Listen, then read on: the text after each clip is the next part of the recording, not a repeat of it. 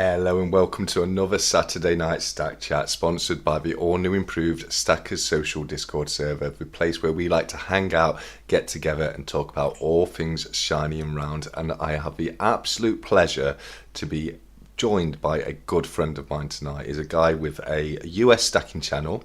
He started probably around a year or so ago, and it's been an absolutely fantastic journey watching his stacking channel grow. But we're going to have to wait a couple of minutes for Cranky. He is here, he's set up.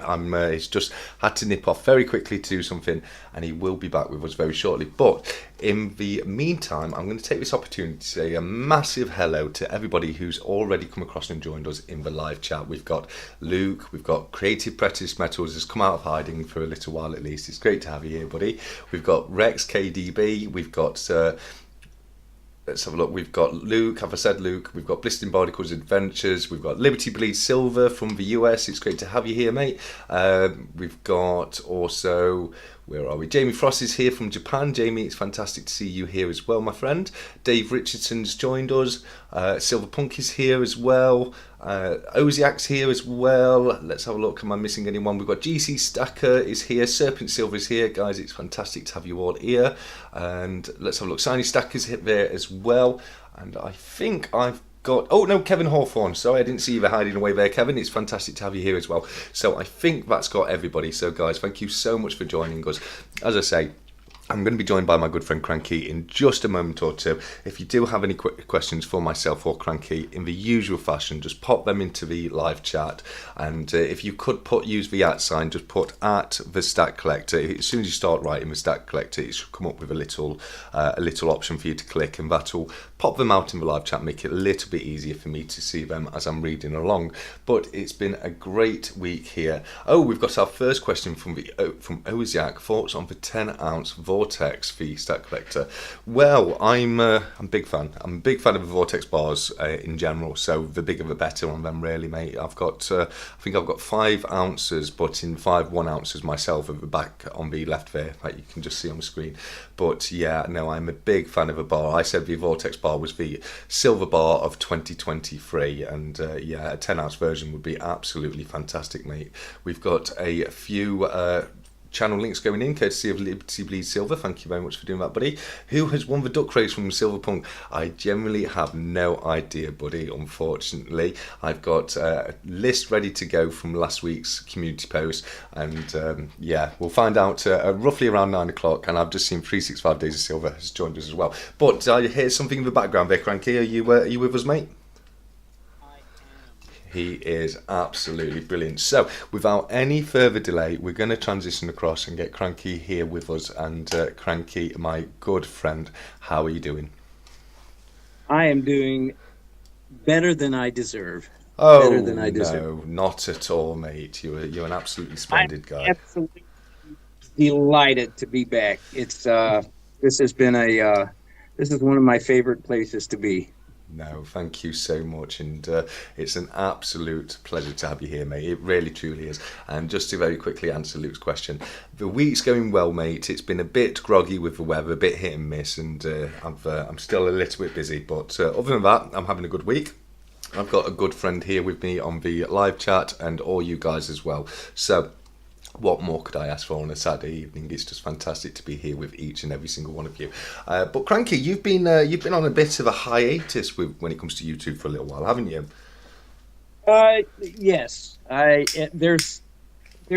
will be a there will be a series on that, and at least a 2 or 3 part series on the journey there.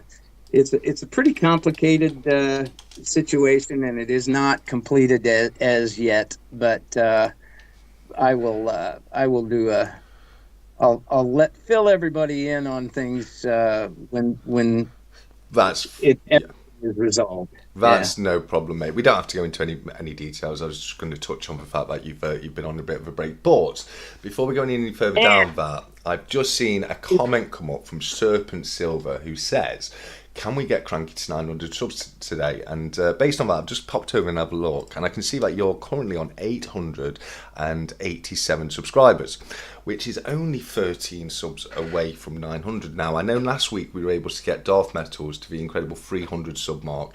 Can we make it 2 for 2? And can we get Cranky to 900 subscribers by the end of the live stream? Guys, it's over to you. I need your help on this one, but if you haven't gone across and subscribed to Cranky's channel as of yet, please do so, because if we can get him to 900 by the end of the evening, that will just literally be the cherry on my cake. So yeah, just a little shout out to the Cranky one over there.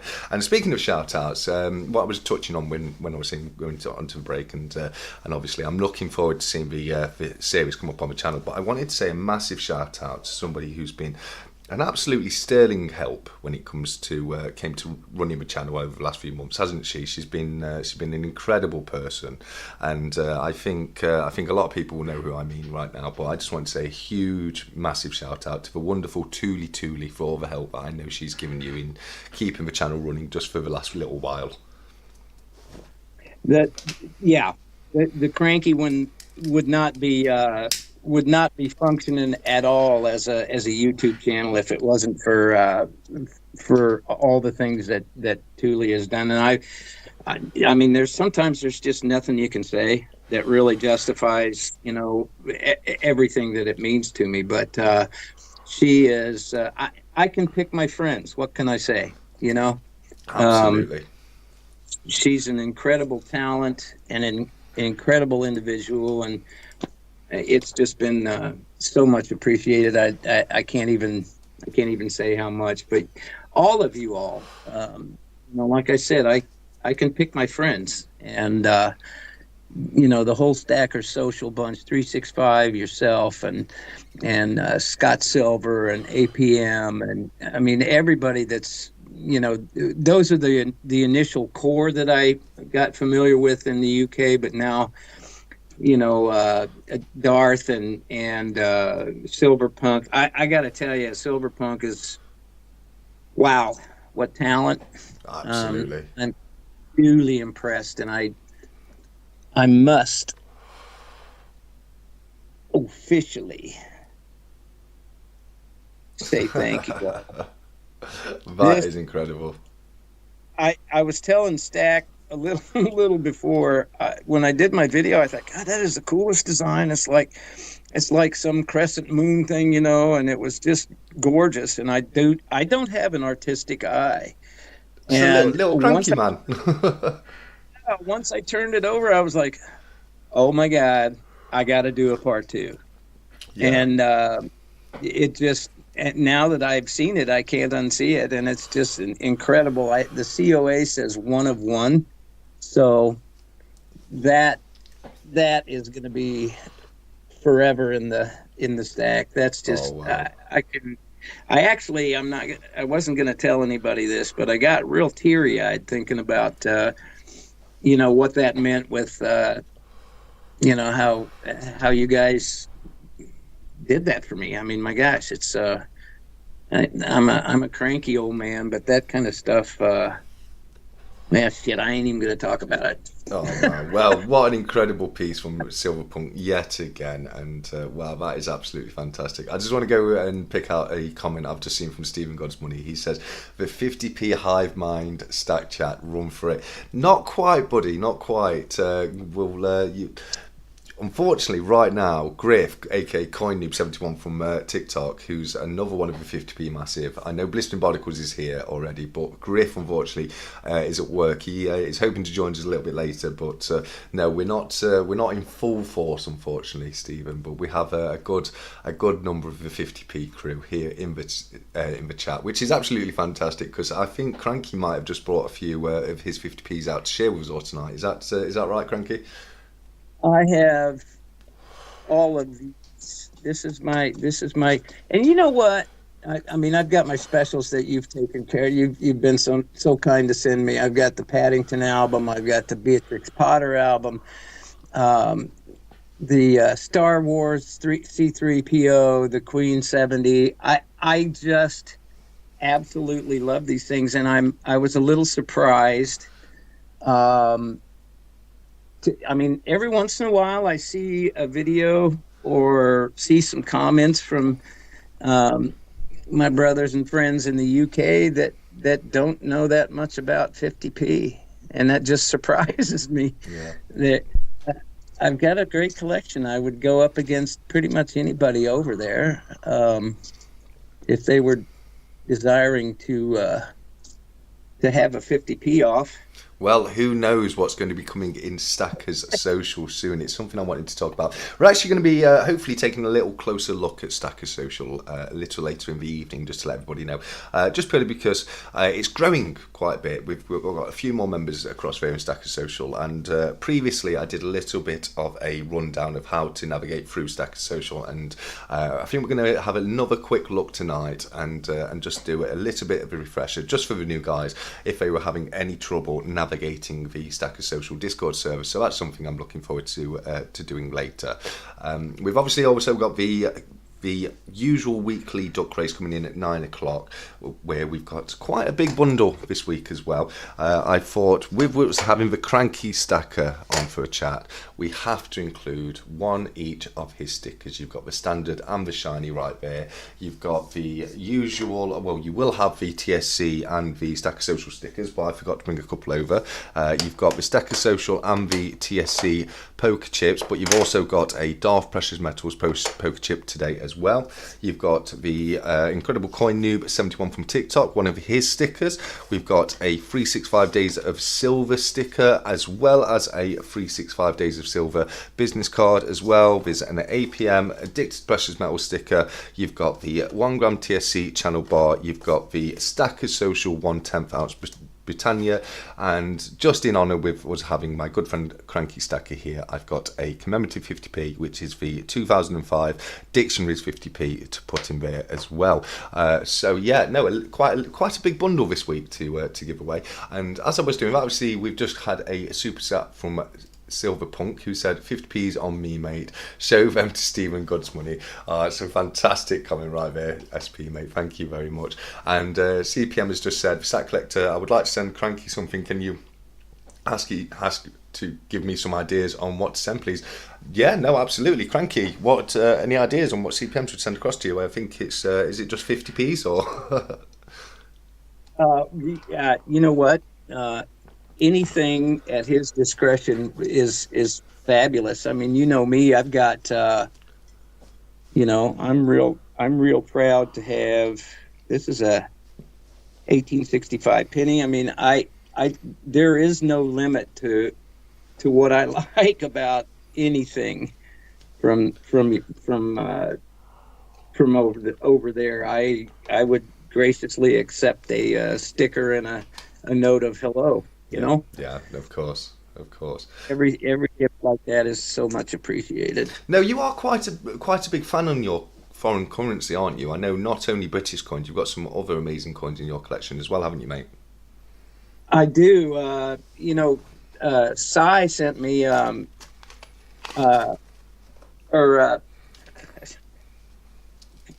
got a package of coins from CY.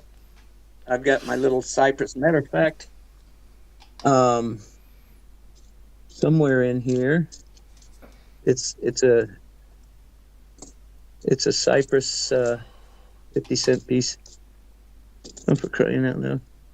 Anyway, yeah, I've got a little bag of coins. It's funny, when I was setting this up, this glorious mess here today, I wound up sorting out a lot of things, and I've got a bag from him from Cyprus. I've got really world coins that I don't really have any idea what some of them are, but I've got a whole plastic pouch that probably weighs, I would guess maybe a pound and a half of coins that are some silver, some not, but they're all they're just coins from all over the world, and yeah, I keep intending to do a video regarding my foreign coins, but I haven't as yet really taken the time to, or had the time to do that. Here it is. Here's my cypress. Oh, very nice. That's a very nice coin. Yeah, Look at this. absolutely. I mean, I'm so far behind on mailings and getting things back to people. I just and by the way, Jamie, I'm so glad you're here. Um, I don't I don't know if that's a date or if this is a date that you need, but I'm thinking of you. I'm glad you're here. I know he was looking for the 10 yens and certain dates, so Yeah. Well, that answers Jamie's question anyway, because he's popped one in the comments asking if you have any Japanese coins. So yeah, there you go. You've got a couple of 10 yens right there. that's pretty much the extent of that. Yeah. Fantastic. But I just they're very pretty pieces. Yeah. Yeah. Anyway, I don't know if he could see those dates, but if one of those works for you, my friend, I'll be happy to send that over. I'm trying. Oh, brilliant. No, you are such a nice chap. You really are, mate. Yeah, no, absolutely. I mean, going back to your channel, so we hopefully, all being well, it sounds like you're about to make your return to making videos on a regular basis. Is that correct? I think so. Again, it's every day is a gift, and I have a couple of ideas for some series, and I may as well divulge the idea here. I would like to do an interview series with initially women who pour, Oh, wow. and do some interviews with them and look at their favorite pours. Obviously, the number one guest, should she decide to accept that, would be Thule. But Raven does pours. Cherie does pours in Michigan also, and I mean, there's so much talent out there. Yeah. And nobody really highlights the women in pouring. Yeah. So I thought, that'd be kind of a cool series. So I think so. No, I definitely think that would be a super cool series, and I look forward to seeing some of those videos. Like you say, Thule is a fantastic pourer. She's just sent me a couple of her pieces across, one piece in copper and one in silver. And, I truly was blown away by the quality of it. I really was. So no, that is fantastic and very refreshing as well. Like you say, we don't hear from that many female pourers in the community. So to see a few interviews directly with a few, I genuinely am interested to see that, mate. I really am. Well, I'm starting to be less intimidated. I still have a lot to learn as far as the technology and how to do this and that on videos and things. But I just the other day did my first live stream, and it was about 6 minutes, and it was just I'm going to just do it and see what happens, and it was kind of fun. Fantastic. So I'm trying to improve skills in streaming, in a live stream kind of thing, and then I'll figure out how to do interviews and that type of thing. Yeah. I think it would be sorry, mate. I'm just going to go back to the chat very, very quickly. And I just want to point out that how much refrain I showed, because I was going to make a joke going back to what we were talking about just a minute ago about Silverpunk, but I can see I didn't need to, because 365 said the exact same thing in the comments, bless him. But yeah, some really, really funny comments coming through, guys. So thank you very much. Keep that stuff up. Sorry, Cranky, I didn't mean to interrupt you. So other than that series, sorry, mate. I'm trying to watch the comments over there and over to my left here, and I can see them, but I'm not catching quite all of them. So if you see something funny, by all means share it. And by the way, back to the Thule thing, I still have some limited edition Cranky stacker chips for the hashtag Happily Cranky thing, and it would be an honor to pay good homage to Thule's keeping my stuff alive and into the spirit of hashtag Happily Cranky. If someone wanted to do a video, but you got to do the video to get the chip. Oh and wow. there's very limited amount of limited editions left. Oh wow. So I may have to get on filming something for Happily Cranky tomorrow then, mate. That sounds very interesting. But no, yeah, definitely get at Cranky if you're interested in that. What kind of video would they have to put together, buddy? it's a open forum as far as that goes. It needs to make me laugh. And I got a joke from a new guy, English Dave, who just became a subscriber the other day, and he sent me a joke, and that's really pretty much all the requirement, that we had for that to get the cranky chip. Um, so yeah, it's you can do a stand up routine. You can do something where you fall down, knock the camera over like I have done before, or whatever. It's open. So I just wish I had a dude cardigan. That would be a lot of fun to do that. But you've recently sent me one of your Cranky Chips cross, haven't you? So I feel I owe you a video now. So I definitely need to get on that for you, mate. well, Stack, I do have some discretion, and family gets first. Oh wow, thank So you, mate. there Thank was you. no question about that happening, and that was Thule asked me if I wanted to send one to you, and I'm like, of course, yes. So that was her thought as well. So Oh well, thank you to both you guys. I generally do appreciate it. And it was completely out of the blue because you didn't tell me you were sending anything across, did you? no, No, very cheeky, very cheeky. But I no, sorry, mate. like to do that. It's sometimes it's the surprise thing is the best part of it. So 100%. No, definitely 100%. I know I've sent you a couple of surprise packages across in the past, haven't I, as well? So, no, I do definitely understand what you're saying there, mate. So, with your channel, yeah, obviously you're looking to do what sounds to be a super interesting series, interviewing female pourers. But do you have anything else in the pipeline at all, coming forwards at all, or? well, I have some merchandise things that I'm going to entertain the idea of doing. It's kind of follows along the line of the ladies in pouring, but I'm not going to discuss that as yet.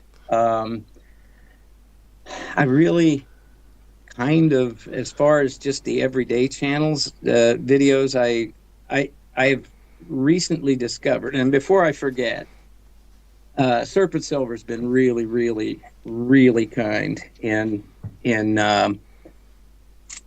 trying to get me. He's got more faith in me getting to 1,000 subscribers than Oh, I you did. will. You We're will on the get way. there. He has given me this 2-ounce Scottsdale stacker to keep custody of until we get to 1,000. So uh, many thanks to him for that. And I wasn't going to wasn't going to I wasn't concerned about getting to 1,000 until he said, well, you know what, we'll get you to 1,000. And by golly, he's done a lot to get me to the 800 and some. So um, that's appreciated. Oh wow, Um, that's fun. No, that is fantastic. So well done to Serpent Silver. about what I was I'm talking about with so that. So yeah, I'm so sorry to see Karma's not being very good to Serpent Silver because he has popped in the comments that he's just got another flat tire. So that is unfortunate, but well done, Serpent Silver. I will definitely have to send you a little something across to go towards your 1,000 subscriber giveaway as well, Cranky, because it's very well deserved. You will definitely get there, mate. It's only a matter of time. But very quickly, I just wanted to say a massive thank you to the community on behalf of Jumping Into Silver. He's received a load of channel pieces from people visiting the last week, and he not only has he put it in the live chat tonight asking me to say thank you to everyone, but he also actually personally messaged me across earlier today just to say how blown away he is with the generosity of all the items he's received. So he generally does mean it, so thank you to everyone who sent something across to Jumping Into Silver. He's just literally just now popped a comment on there saying, I'm going to be doing a giveaway on my next video. It will be in that video who will be in that video a clue. So that sounds really interesting. Jumping, I'm looking forward to seeing that and finding out what the clue's going to be. But no, yeah, a massive thank you to all the community from Jumping in Silver there, guys. Great work on that one. But yeah, no, sorry, Cranky, I interrupted you there a little bit, my friend. I do apologise. It's all good. That's a very important thing. And welcome Jumping into Silver. I like to, that's one thing that I have decided about my channel going forward. And what I've been trying to do recently, and that is I've come to, I've looked so hard for my niche, you know. Everybody's got their little niche where that's it kind of defines their channel. And I've come to the realization that my niche is no niche. I can't seem to fit a mold on anything for very long. You know what I don't know if I'm saying that right. No, yeah, I know exactly what you're saying. It's a variety. So. Yeah, I mean, as somebody who creates content for YouTube as well, I know exactly what you mean. It can be very difficult to find that USP, that unique selling point, which I'm sure all creators on YouTube, you know, try and come up with something a little bit different and have their own spin on things, and it can sometimes be very difficult to come up with that. And yeah, I'm constantly always coming up with ideas to change things going forwards. I've been thinking about mixing things up a little bit going forwards the last few days, to be honest with you. But yeah, no, I know exactly what you mean right there.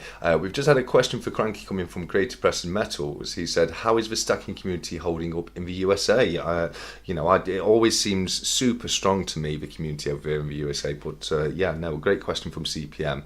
How are things going over there for you guys? Well, it's larger, obviously, than in the UK. Yeah. But as far as a cohesiveness, I don't think it's certainly not hurting. However, I do kind of sense sometimes a little bit more of a competitiveness rather than community, and that's, to me, it's like with 365 starting Stacker Social, and you guys all jumping right in there and making your community strong over there. I think community is huge, and I don't want to belittle the U.S. community at all, but I do. I enjoy being in the, mixing it up with the UK guys, because to me, in the last year or so, there has been a little bit of divisiveness and difference of opinion on some things, but we're Yanks, man. We when it comes push to shove, we always come together on things, and the petty things seem to fall away when we need to be there for each other. And I hate to say it, but it's almost like that's when we are at our best. Yeah. And that's okay. Yeah, it's like a family, isn't it? You know what I mean? You can bicker amongst yourselves all day long, but as soon as somebody from the outside comes and says anything to one of the family members, that's it. You come together like a tight unit, don't you? You know what I mean? And I think, when any community gets to a certain size, there's going to be cliques form within that community, isn't there? I think that's just inevitable, and I think that's something to do with that is with how big the US stacking community is. It's just such a huge community. I can kind of understand what you're saying there, but I'm just going to go back to Cranky Watch very quickly and just let people know we're currently at 889 subscribers over on Cranky's channel. So if you have joined us since we last mentioned it, we're going to try and get Cranky to 900 subscribers by the end of the evening if we possibly can. It's only another 11 subscribers to go, so fingers crossed. Let's see what we can do. We've got a few hours left to do do it, and 11 subs to do. But it would be fantastic to see Cranky get to 900 tonight. Got a question here from Jamie Frost. No surprises there from Jamie. We know it's one of his favourite coins. But what are your thoughts on the humble gold sovereign, Cranky, mate? The gold sovereign. Yeah. That's one of my dream coins. I think it's one of the most enduring designs. Period. It's like the St. Gaudens here. It's like the 50 peso, or the 50. Is it 50 peso? The gold. Like the gold. I'm not entirely sure, but I think a gold sovereign is like a must-have coin for people who are really really fine collectors of fine things. Yeah. That's a beautiful piece. Yeah. So very awesome. That would be a bucket list thing. Well, no, they are fantastic coins. I can imagine they're going to be a lot more difficult to get hold of over in the USA. Don't see them very often at all. And matter of fact, I think the only people that I know of, I know that Sal has gold sovereign. I think he's about the only one that I've seen possibly constitutional, but I wouldn't even swear to that. It's just I think they're not so widely found here, so they're not as well appreciated as they would be. First of all, jumping into silver, of course you can. Anyone who wants to ask a question, feel free to do so. If you just put at the Stack Collector, it just makes it a little easier for me to pick out the questions in the chat. But that's no problem at all. Jump in, go ahead, buddy. So, what would you say would be your equivalent to a gold sovereign over in the States there? Oh, to me, it's the double eagle. Is the that I think is one of the best designs for a gold coin in the U.S. The double eagle, though, is that not roughly about an ounce? Are they not ounce coins? Yes. Yeah. So, obviously, the sovereign it's more familiar to the or more similar, to the quarter ounce. So, is there anything? Would there be a quarter ounce version? I assume would be just the equivalent over there. Oh, you know what? I would say just the American Gold Eagle. I know that there are some smaller. See, I don't even know that much about American gold coins. Yeah. Because I don't have that many. I've got some 10th ounce coins, and that's about it. But it's rapidly becoming the unobtainium in 1 ounce coins for anybody. For the prices, Legal, would be the quarter ounce equivalent. Yeah, because I do know you do them obviously in fractional sizes.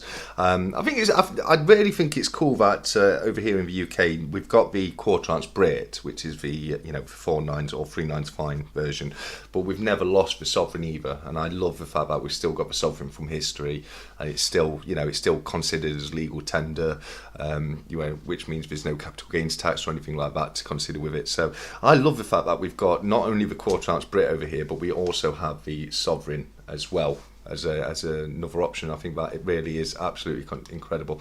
Now, I can see we've had a question from Jump In. He says, when your subs get too high, how do you answer everyone in I love interacting with all my subs? It takes time, mate. It's not too bad for me. I've got just over 1,000 subscribers at the moment. It can get difficult keeping on top of things, and recently it's taken me a few days to respond to comments every now and again. But it's just sticking with it, buddy.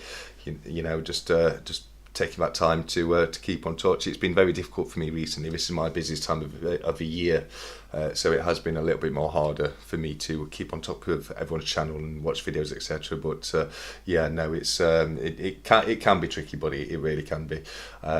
365 has just put a £2 super chat in. Thank you so much, buddy. He said, hit the like button, everyone, please, and share the live. That's very, very kind of you, 365. Thank you so much. And we are now 4 away from Cranky getting to 900 subscribers. We just need 4 more subscribers. You're currently on 896, Cranky. So who knows? Let's see. I have faith. I believe we can get to 900 by the end of the live stream. What do you think? I think so. I think that would be awesome. Yeah. That's much more than much more than I would have expected to.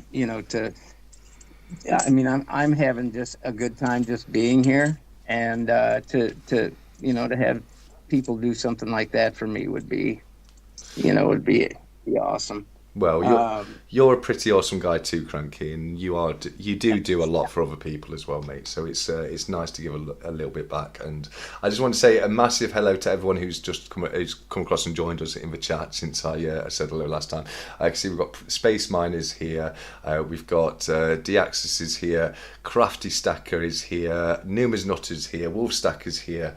So a massive hello to anybody. And if I've missed anybody else, I can only apologise. But no, it's fantastic to have you all here. And as I say, don't forget to pop your questions into the live chat if you do have any questions you would like to ask either myself or the Cranky one.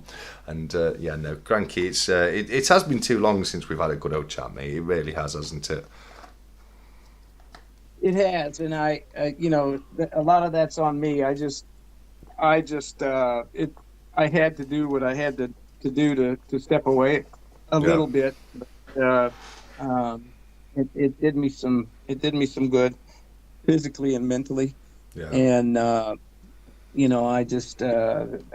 really truly, though, when we were talking before the video, I have changed my perspectives, but I really have missed I've missed the UK group. I just really, really like all you guys over there, and that to not, I try to comment on everything that I can, and that's Cranky, 900. Oh, we hit 900. We've hit 900, my friend. What a fantastic effort by everybody in the chat. Thank you guys so very much. The Cranky one has now officially just hit 900 subscribers, so that's fantastic. That's really put me in a good mood, mate. Wow. I don't know what to say. No, absolutely. I'm gonna I throw a don't few love hearts in the chat for that one, mate. Thank you guys so much. What an incredible effort by everybody in the live chat. The package that you're doing today, we hit 900, right? You have, yeah. You've literally just hit it. Let's let me know where I need to send a Morgan dollar, and whoever wins the package, I'll mail this to. I'll mail a Morgan dollar to him. How's that? Wow, that's incredibly generous of you, Cranky. You sure? Do you want to do it as the same package, or do you want to do it as a separate one? It's completely up to you, my friend. You know what? It does. We can do it as a separate package, just for the 900 subs. Yeah. I think it needs its own special duck race for that one. So we'll do a separate duck race for that, mate. But you have to do the commentary. Of course, sure. Absolutely. No, it would be my absolute honour to commentate your 900 subscriber duck race, mate. It really would do. So, yeah, we've now got a second duck race of the evening, guys. We'll deal with that one a little bit later when we come to it. It's about 9 o'clock. But that's fantastic news. It really is. Now I've got a massive smile going from ear to ear. And look at this cheeky little Darth Vader paw right here. Where did you get that one from? 1,000 subscribers. No, there's a gentleman on YouTube and Instagram who does these. This is 1.5 ounces. Yeah. It's J Pores LLC. I just ordered this from him. Look at this. He's fabulous. Yeah, so he is. No, he is. LLC. It's stamped on the bottom with his. Gosh, I hope that focuses, but maybe not. They can zoom in on it. But there's his stamp. 1.5 OZT, 3/9 fine silver. my implement that was in question the other day as to whether I'd lost it or not. But here's my pointer. I just think these are the cutest things. It's just a great little pour, and you won't believe how good he's priced these things. I mean, this is just it's awesome. It's a No. nice little pour. That is super cool. That really is super cool. I'm just going to go back to the chat a little bit, buddy. Jumpy, you certainly can tell a story, mate, and feel free to ask Cranky any questions you have. We've got a lovely comment here from Your Time Is Now, who says, absolutely amazing community. Thank you all for being so amazing and making me feel so loved and welcome. I love how we all band together and help one another. It really is. It really is. And I was enjoying Good Girl's content myself the other day as well. She's got some fantastic videos on her channel, and I highly recommend going across and checking them out if you haven't done so already. I will certainly be looking forward to watching a few more of your videos as soon as I get a chance.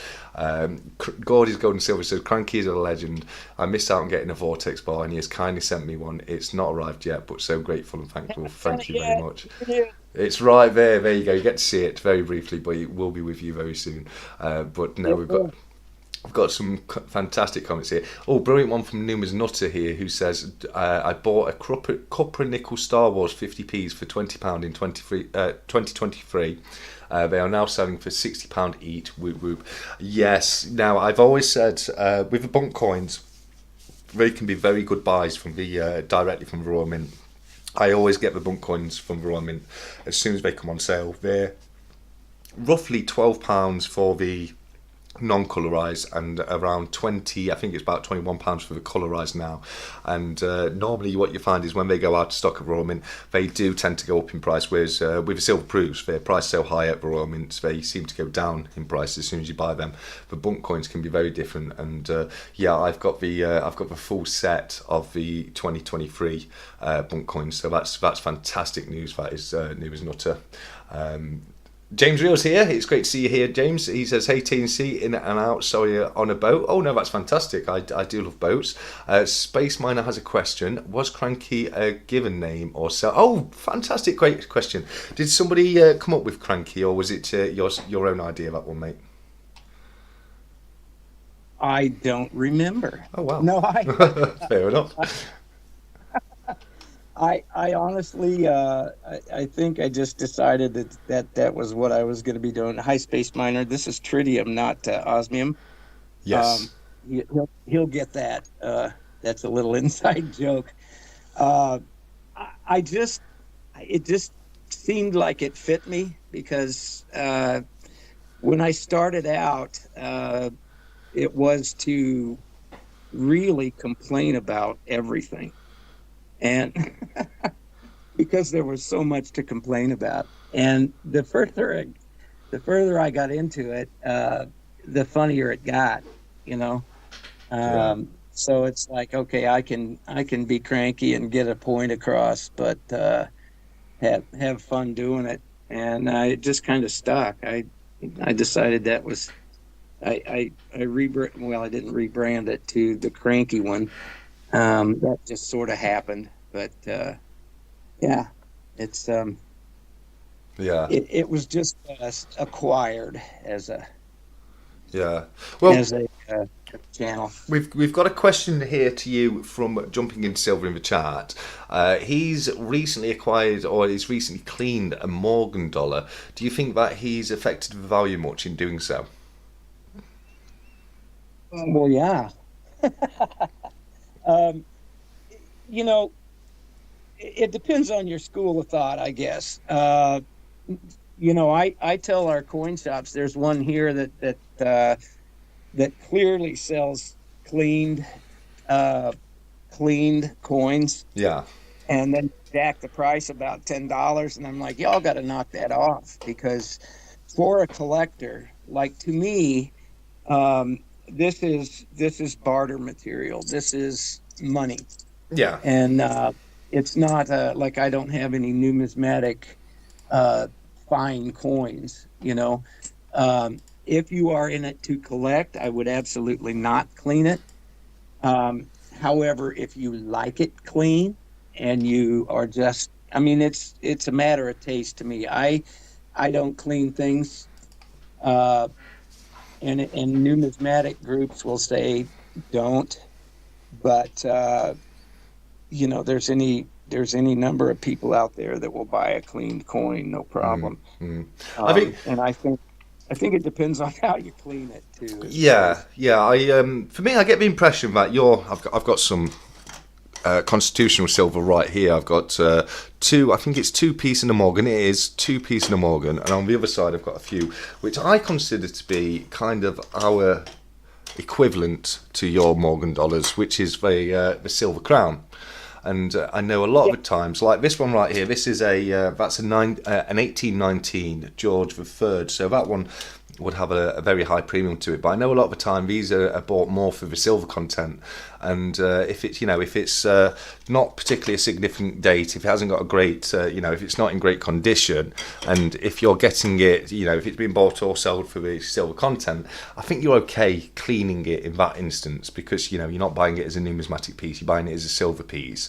But if you're buying, if it's and I'm talking about my experience with crowns here, not so much with Morgans and P's dollars, but if it's a nicer piece that is in good condition, it's a low mintage date, then those kind of coins you really don't want to get. Don't want to be cleaning them, or you don't want to get the old cleaner out for those ones, because you can quite significantly devalue it. But a lot of the older coins you can get away with cleaning them. A lot of collectors will say never clean a coin. But a lot of the times you can get away with it. New is not. I just wanted to let you know. I saw a comment from you earlier on. You're in for the usual channel giveaway. I'm not sure how we're going to be doing the Cranky one. We'll look into that later. We might do it in the live chat or use the same list again. I'm not entirely sure. But if there is anybody in the chat tonight who isn't yet on the list to be in the duck race, if to be in it, you had to put a comment on my post last week for Star Wars. But if there's anyone in the chat tonight, because you've done so amazingly in getting Cranky to 900, let me know if you don't think you're on the duck race giveaway list, and I will double check to see you in there. But Numa's not to you. I've popped you on already, so don't worry about that. You are in there. Numas has said, I gotta get an early night, going to Birmingham tomorrow for the coin fair. Oh, fantastic. Then on to Edinburgh for a coin auction. Oh, what a fantastic weekend of coins you've got for yourself, Numas. But so don't worry, I've got you in for the duck race. So you have a great night, and I hope you have a fantastic time at the fairs as well. Shiny said, hey Darth Precious Metals, loved your gold video earlier. I watched, you were spot on about the half softs. Definitely going to have to catch up on that later, because I've not had a chance to see that as of yet myself. 365 says, can someone please share this live stream link in Stacker Social if it's not in there already? Thank you so much, 365. I really appreciate that, buddy. Jumping said, I also clean all my old pre-decimal coins at the time too, lol. Well, hopefully there's nothing in there that's too significant. As I say, a lot of the time it won't make a massive issue. So fingers crossed, there's nothing in there that's too low a mintage, and you may have devalued a little bit. But, same as I say, a lot of the time you can get away with it. 365 is saying goodbye to Numa's Nutter, and likewise, I hope you have a fantastic evening. I saw we've got APM joining us in this chat tonight. APM, it's fantastic to have you here. I think it's about time we saw another video from APM. What do you think of that one, Cranky? Absolutely. Hi, APM. You're behind. Silverpunk said, can you please put me on the winners list? There's just one list, Silverpunk. There's just one list, but I will make sure that you're on it, my friend. And he loves to tease me, Silverpunk does. I do love him for that. But 3 of us shared it. Oh wow, thank you so much, guys. That's incredibly generous of you. I really do appreciate the love there. Jumping, he says, luckily it was only the dollar, the others wasn't silver, but I know now.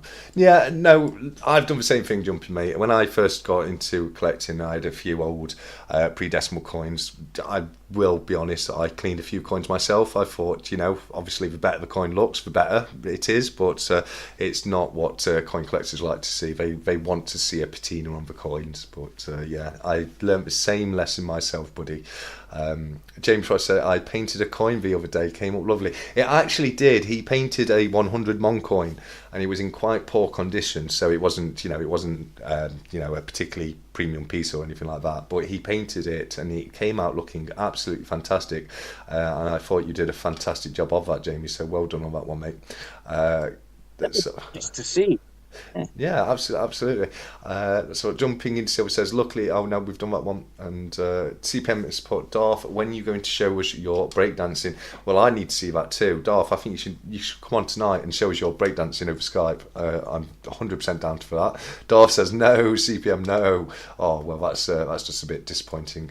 And I'm going after the duck races. Oh no, that's brilliant, then, Numis. It will be just over an hour. It's about 9 o'clock. We'll start with duck races. So it's fantastic that you'll be able to stay with us until then. I've only got a couple of coins, but prefer the wear and patina. Yeah, no, me too, mate. I love to see the patina on the old coins. It makes them more natural. And we've got a little duck coming up in the comments from 365 Days of Silver. I love that. So no, that's fantastic. I'm really I can't wait to see who wins your 900 subscriber giveaway. I really can't, because that's a wonderful piece. I do love Morgan dollars.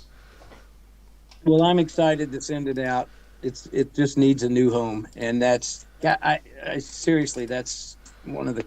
I mean, that's just an amazing thing. There we go with community again. That's a very strong point for the UK community. I would say that for sure. No, absolutely. No, I don't think it'll be long until you get to 1,000 either, buddy. I really don't. Well, I hope not. I did a video the other day where I was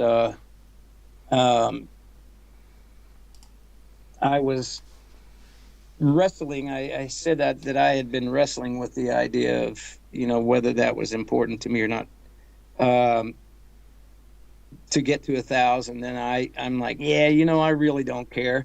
And then I had a little talk with myself and said, yeah, I do want to get to 1,000.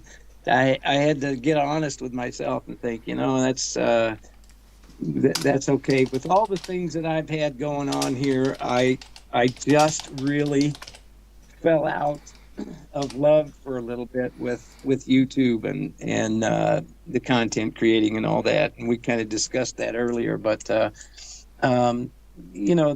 truth be known, it is a goal that I have. I think it's going to be a great thing, and it'll be a bang up celebration when we get there. So yeah. Darth, mate, I've just added you to the list, buddy, so don't worry about that, mate. If anyone else does want to be on the duck race list and you don't think you are as of yet, let me know. I've added Numis Nutter, Silverpunk and Darth up to yet, so just let me know. Just over an hour to go till 9 o'clock, so plenty of time to get you added on there if you're not in there as of yet. So you've got two fantastic chances to win tonight. There's the Stack Chat bundle. I mean, I don't want to call it the channel bundle anymore because we've got so many other pieces in that now, but we've got that, but we've also got Cranky giving away a beautiful Morgan dollar. They are absolutely fantastic coins. I've got one right here to show you. Designed by a gentleman named George T. Morgan, if I'm not mistaken, Cranky, which is where it gets the name of the Morgan dollar. We have a stunning depiction of Lady Liberty on the obverse of a coin, and an equally stunning depiction of a American eagle with his wings stretched out and a laurel just below. Absolutely stunning coin. Were you impressed by my knowledge of the Morgan dollar there, Cranky? I was. I know.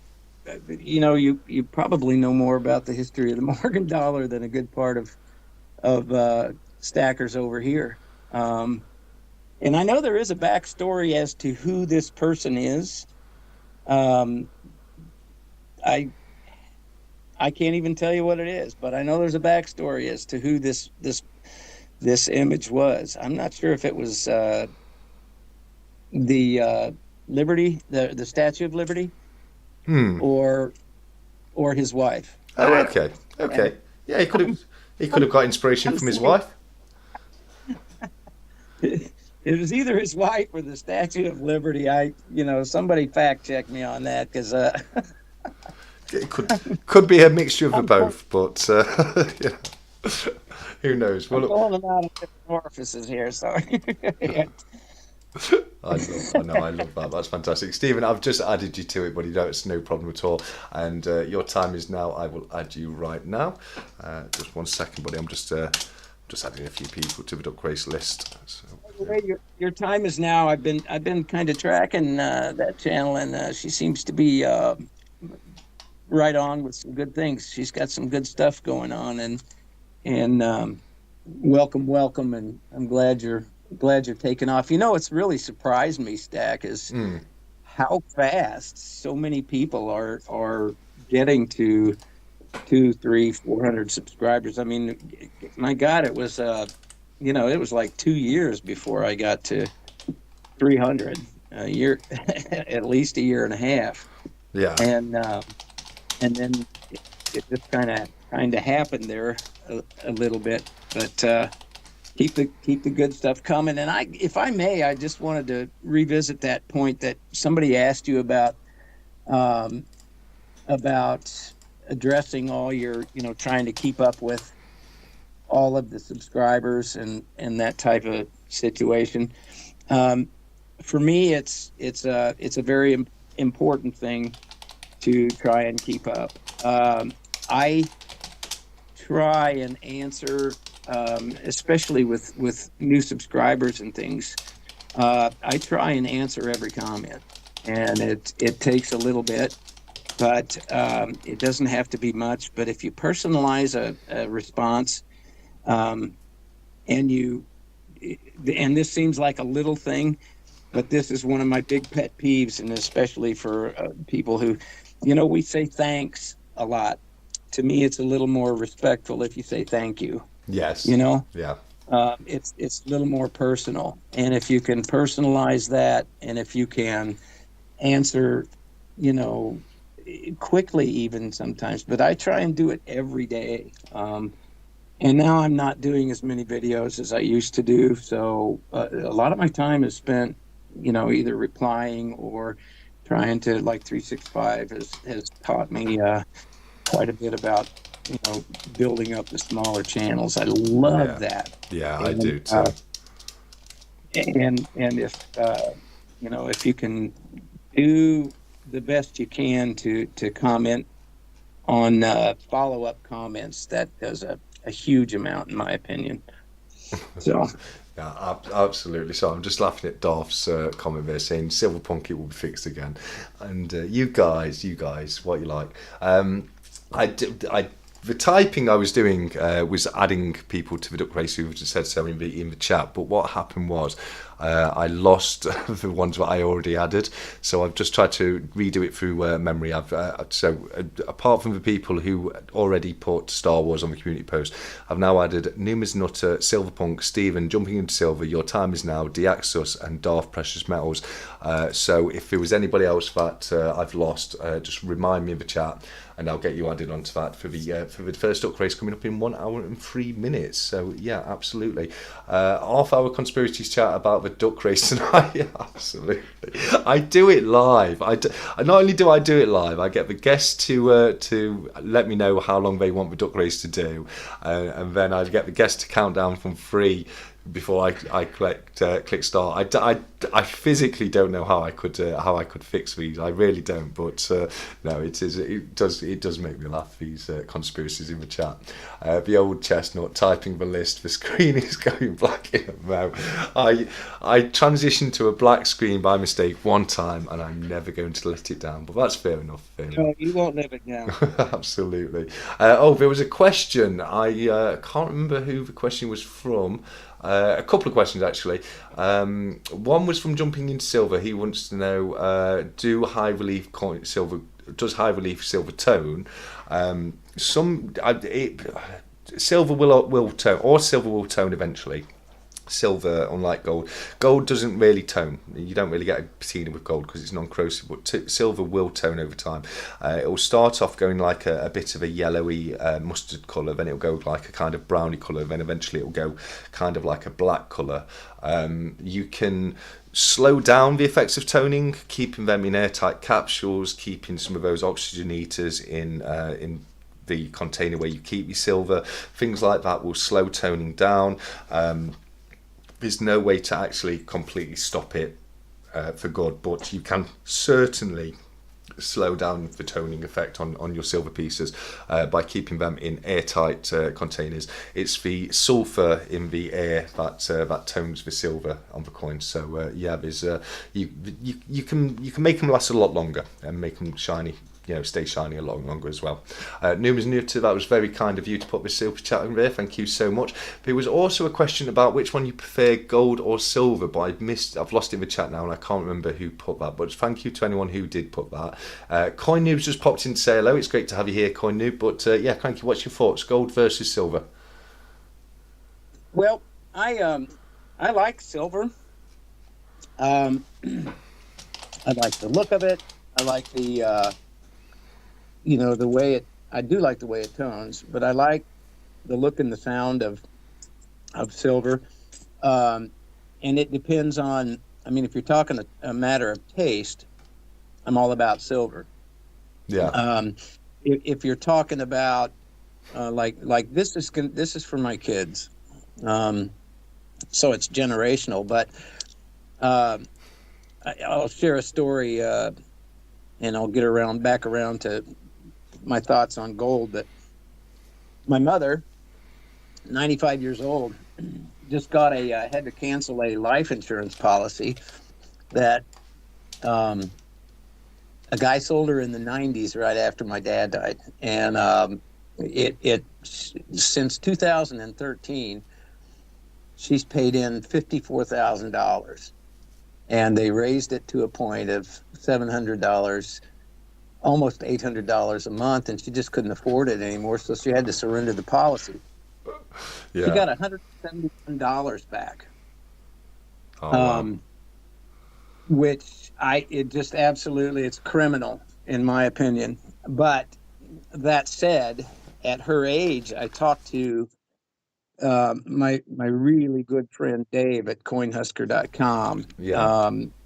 And he, I have great respect for him, and he's a very, very good guy as far as helping me figure out what to do. But at her age, I've been trying to get her to start buying silver, and I've been sending her a gold ounce once a month, her coin of the month club kind of. So she has a little bit of a stack, and I gave her a piece of gold. But at her age, she's really looking at wealth preservation rather than barter and using silver in the future because of its volatility. She needs wealth preservation, and that for me, I think, is a direction that I'm going to go as well. Gold is very definitely better wealth preservation, in my opinion. Yeah, I agree. So she'll be getting on a program where she kind of she'll be buying 10th ounce gold coins, and it's just to hedge against inflation and preserve any wealth that she has at all left. It was a heartbreaking situation, but it does bring to mind that that's what gold is really about versus silver. Yeah.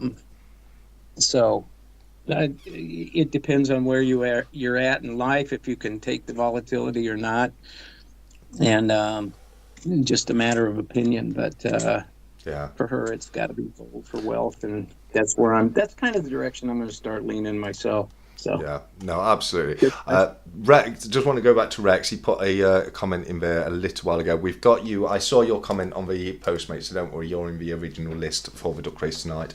Just a quick reminder: if you weren't able to put Star Wars on the community post, let me know if you want to be in the duck race for tonight, and I will add you to the list. I'm just going to go through the full list very quickly, just so people in the chat know whether or not they're on there as of yet. We've got Average Stacker, Ian Ritchie, Francisco Lopez, Pure Metal Stacker, Silver Sins, Primo Prepper, Steeler Stacker, Serpent Silver, Sean Brennan, Luke, Blistering Barnacles, Rex, Jamie Frost, Shiny Precious Metals, Mr. Kiwi, True Legends, Coin Noob, McDonald Bullion, Tooly Tooly, Oziac, Shiny Stacker, Numus Nutter, Silverpunk, Stephen, Jumping into Silver, Your Time Is Now, Diaxus, and Darth Precious Metals. So if you are not on that list but you do want to be on the duck race tonight, let me know in the chat. If you can put at the Stack Collector to make it pop out for me, it'll make it a little bit easier for me to get you in there. But yeah, we've got a couple of fantastic duck races to do later, guys, so if you're not on that list, let me know in the live chat and I will certainly get you added as well. Going back to what you've just said there, Cranky, I completely agree with you. As a preservation of wealth, I think gold takes it every single day of the week. For me as a collector, I prefer the way silver pieces look. So, you know, I think you answered it very well when you said, you know, it depends what place you are in your life.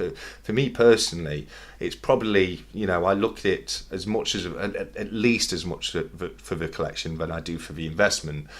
So I'm more driven to get pieces that I just think look really nice and really appeal to me as part of my collection. I love the fact that, you know, even though I'm doing it more collection orientated, I'm still building up a stack of silver investment, and you know, I love that fact about it. But I've got to be honest, if I was just looking at it as an investment, I would probably just stick to gold and stay away from silver. So I know exactly what you mean there. 7, I will duck you up. That's no problem at all. Creative Precious Metals, I will pop you onto the list as well, my friend. So don't worry about that. That's no worries. That's 7 and Creative Precious Metals. I'm just going to add to the list there. So yeah, no, I do. I absolutely agree with that. Where does platinum fall in for you? Because I do know that you're quite a fan of platinum, aren't you? Well, I am. Here's a couple of pieces. I'm a big fan of platinum. Yeah. I've got a little 1/10 Britannia. Love these things. This is kind of the market watch piece for me is the 10th ounce Britannia, and then I've got a little kookaburra here that I put in my fractional. I think platinum is a very, very, very good. I think it's way underpriced, and I think it's a very, very good investment right now. If I had more money and was planning on flipping something, I would probably be buying a lot more platinum than I have. I think I think it's very underrated as far as an investment. Yeah. I just recently changed my opinion on it as far as having it in my stack. I'm going to get rid of these things here and you know, get back. Well, take what I can back in gold instead of this. The platinum, I'll take the gold and or silver, just because I don't look to really use it as an investment. But I think it's a marvelous way to pick up some money. Yeah. No, absolutely. Yeah, I have a few too. And that is, what do you think about, you know? And that kind of ties to the platinum as well. What are your thoughts on eventual confiscation of gold and or silver? Never hear anything about platinum as far as a possibility of confiscation, which I think is a plus for that. think personally, I think the world we live in now, and this has been different in the past, but the world we live in now, I think it's it's more likely that there'll be a confiscation of gold than there will silver. I personally don't think there would ever be a confiscation of silver at this point now. I think things would have to get very bad for there to be a confiscation of gold. It has happened in the past. It happened around the World War times. I think, to be honest with you, I'm like I say, something really bad would have to happen for them to look to confiscate it. I think the more likely thing that we've got to worry about going forward, especially over here in the UK, is more to do with them trying to get more and more in tax from it. I truly believe we're going to see the capital gains tax exemption go down to zero in the coming years. It's gone down from £12,000 to around I think it's £3,000 now. So I truly do believe that the capital gains tax exemptions will one day, fairly soon, go down to zero. At which point, unless you're actually getting capital gains tax exempt pieces, which are your Britannia pieces, basically anything with a legal tender value to it, you're going to have to pay capital gains tax on literally everything single piece that you sell. So I think it's more likely that they'll use gold and silver as a vehicle to increase taxes as much as they can do going forwards. I think that's more likely than trying to outright confiscate it, if you know what I mean. Yeah, I do. Now my state of Nebraska just passed a law that did away with taxes on silver and gold. Yeah. You don't pay any income. You don't pay any capital gains tax on gold and silver. You don't pay any income tax on it in the state. Yeah.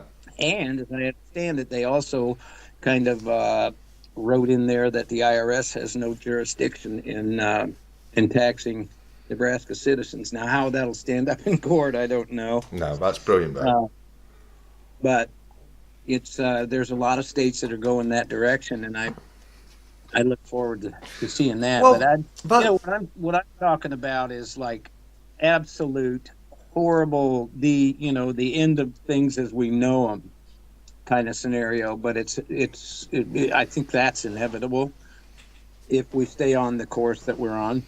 But it won't happen in my life. Yeah, well, going back to what you were saying there about the law changes, etc., puts us on quite nicely to a brilliant question that I've received from Rex KDB in the chat.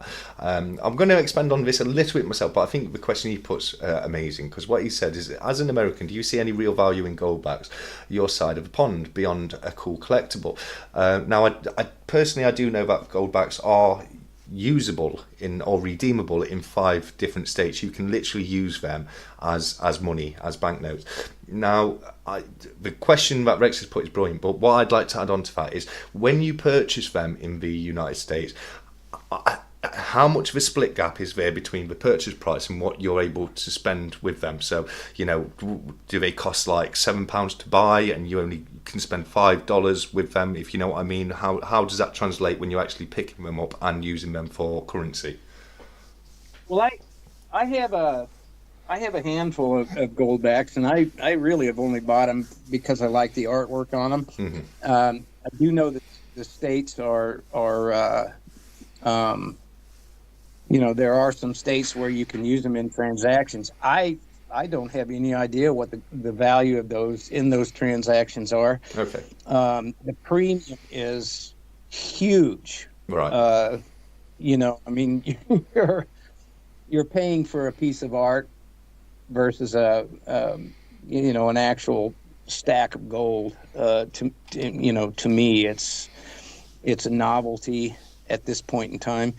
The premiums are huge, and mm-hmm. the value, I think a $1 gold back is 1,000th of an ounce, and it's they're, last I knew, they were about $6 a piece, but I haven't really paid attention to them lately because I just haven't been on the market for them. I know there are denominations of one. I think there's 1s, 5s, 10s. Mm. I'm not sure about 20s, but I know that there are there are $50 gold backs as well, and they have a pretty hefty price. Yeah. Um, Yeah, so it would definitely be interesting to know if anyone is aware in the chat to know what you actually what the value of a 50 gold back. How does that equate to dollars when you're spending it? That would be a great question. But it sounds like to Rex's original question, it sounds like most people you're not really buying them to spend them. You're buying them as a collector's piece. Then is that correct? yes, Yeah. yeah, Okay. I don't know anyone that's buying them to actually use them in as cash in transactions. Yeah. It's just unheard of right now. No, no, and I get that. They're far too nice to use as cash, aren't they? Although you actually can, and it's really cool that you can. They are far too nice to use as cash. I do. I'm a big fan of the gold and silverbacks myself. I've got to get the Zonbook silverbacks. So yeah, I need to look into picking them up soon. So I'll definitely look into that. But we've got a very interesting question here from CPM Creative Precious Metals. He's put the stat collector. How long do you think the US dollar will last as the global reserve currency? And I think that's a fantastic question. Now, it's been the global reserve currency for quite some time, hasn't it? You know what I mean? So, I would find it very difficult to put an actual timescale on that. I know that the whole idea of BRICS was to compete against the dollar as the global reserve currency. So it would be very interesting. It would be very interesting, but at the moment, I don't feel confident enough to actually say no. I think this is how long the dollar's going to last. The US economy is still the strongest economy in the world. That is for sure. I mean, I know one of the things that props up the US economy is the fact that the dollar is the global reserve currency. So when you're wanting to trade in commodities, a lot of the times you have to change your money into dollars before you can look to trade in those commodities. So I don't know, mate. It's very interesting. What are your thoughts on that, Cranky? Well, I think the dollar is already done as the reserve currency for the world, but we aren't getting the truth at all. It was just not. And I think it's a lot worse situation than we're being told. As far as being a significant currency in the world, it's going to be like that for a long time. Yeah. Like you said, it is going to be. I mean, it just is. It is still a significant, the most significant currency in the world. But as far as the world reserve, I think the glory days are gone. There's never been a fiat currency that has been mass printed and inflated and devalued the way that ours has, that's ever survived. As a matter of fact, there hasn't been a fiat currency that's ever been as strong as the dollar has been for 50 years or however long you want to go back. And I think the glory days are behind us.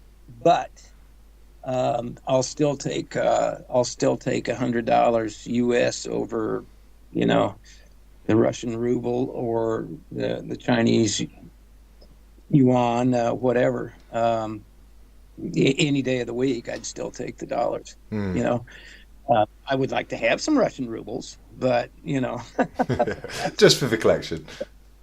That's the collector's, yeah. That's the collector's side of me. I just think, it's not going to be what it once was, but it'll always be a significant currency, at least in my lifetime. So. Yeah. Do you believe in the four turning? Is an add-on question from CPM.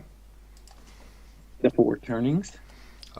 Yeah, the four turnings. So he's not put anything else other than that. So CPM, if you want to go into a little bit more detail on that, I'll just pop it into Google for the four turnings. Let's see what he's referring to there. I'm just not bringing any. The fourth turning, what cycle? Let's have a look. I've got a book here. Multitasking here. You just. I love it. Yeah, absolutely. It looks. Is it the book you're referring to, C-Pen? There's a book here called "The Fourth Turning: What the Cycles of History Tell Us About America's Next Rendezvous with Destiny." Sounds interesting just from the title alone. That does. So I'm not sure if that's what you're referring to there, but let us know in the chat, CPM. Question from BBA: Who has silver in their hand right now? Well, there we go. I do, BBA. I've got a beautiful peace dollar from from 1923. Right there. So yes, I have a bit of silver in my hand right now. Chuck Stack says, question: How few countries currently would not accept US money?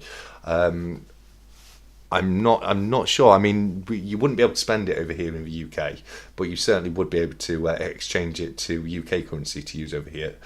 What's that we've got creeping up into the screen? That's amazing.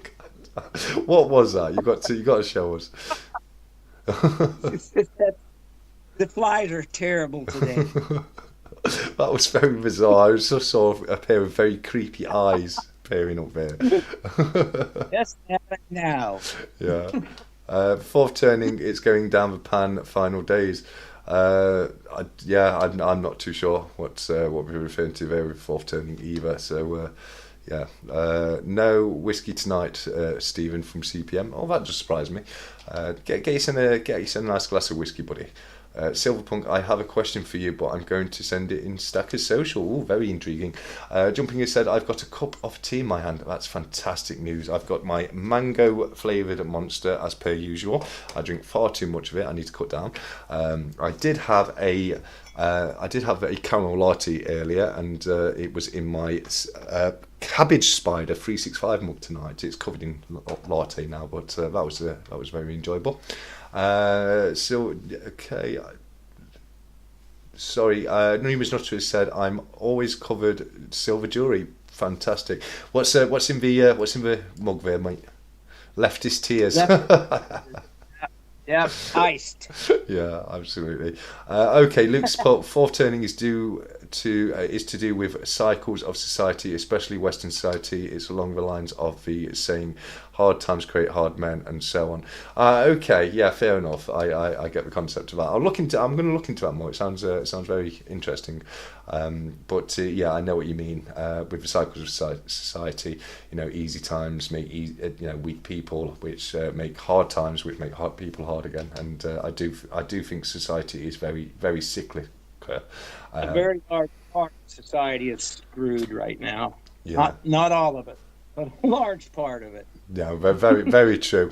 Rex thinks I need to work on a corporate sponsorship with Monster. Yeah, Monster, if you're willing to have me, get at me. I would be more than happy to be sponsored by Mango Monster.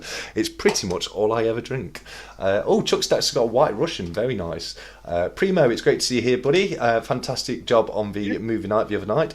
If people weren't aware, Primo is our resident cinema concierge. He deals with all the movie nights and movies through Stackers Social.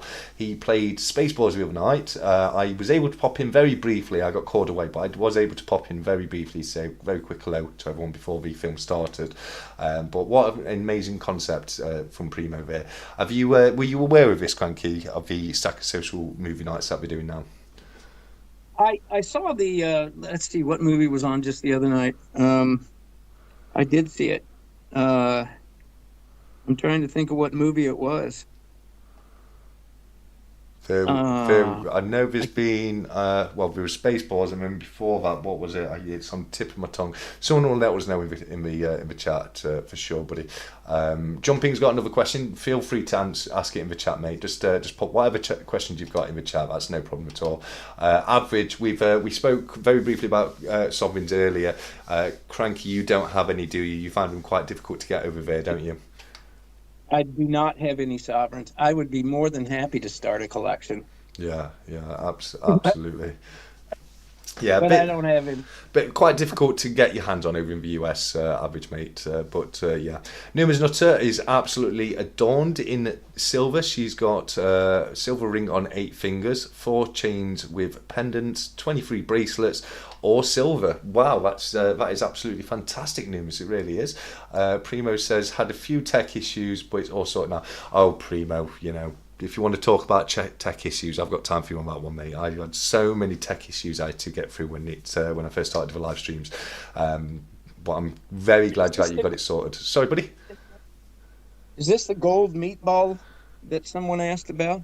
The gold meatball? I, See that? I love it. I love it. It does look a bit like an angry meatball, doesn't it? Primo said, a few tech issues. Silverpunk has put 365 Days of Silver is the lad who walks down the aisles with a popcorn and penny chews. Lad. Sorry for lad who walks down. Yeah, I like that. I really do like that. And where are we? CPM has said, Stack Collector got my poker chips. Oh, very pleased. Thank you for the info. No problem at all. It's the same info as I got from 365 Days of Silver. I just basically asked who he used, and I had a good service with them, so I always recommend them now myself. But so good to hear that you've got your poker chips, CPM, mate. Can't wait to hopefully get one through soon to add to my collection, because it would be fantastic to have one of your chips in my collection, buddy. Shiny Stack said Deadpool was trying to take over last night. Well, no, I don't think he realised that is Primo. That's the guy taking care of the movie night. I think that's all it was. So I don't think there will be any problems going forwards. But no, Primo is the movie master, and he's the guy who's going to be looking after the movies on movie night. So if you do have a certain movie in particular you would like to see on a movie night, just message Primo and let him know, and I'm sure he'll do everything he can to try and get that through for you. I think he normally puts it to a little bit of a vote and lets people choose exactly which film to watch. But as I say, if you've got any recommendations or any questions, just ask Primo, and I'm sure he'll be more than happy to help. True Legend says, Cranky, what is the gold-looking meatball? Okay, I'm just catching up the chat now, am I? So I get what you were talking about there, then, buddy. The gold meatball. Jumping into it's for Cranky gold meatball. I love it. I really do love it. Jumping into Silver says the competitions that you pay money to enter to win massive prizes, are they good or bad? They're basically like a raffle. They can be, when it comes to making money, they can be absolutely brilliant. You spend £1,000 on a prize. Now, if you sell 3,000 tickets at £1 each, you've made a lot of money. So raffles can be a very good way for people to make money, but there's also there's the chance of winning something as well. So it depends how much you've got to pay to enter them and what the prizes that you could win. You do a bit of research just to make sure it's a legitimate company that are doing it. I mean, that there's definitely people that have received their winnings in the past. But no, I think a lot of the times the competitions that you pay a little money to enter, but there's a big prize there, can be great, because somebody's got to win it, haven't they? It's a bit like buying a lottery ticket, really. It just happens. What's that? What's this one you're showing us now, mate? This is my everyday carry. It's a 1/10 gold eagle. Oh, very nice. Just to the left a little bit. There we go. Perfect.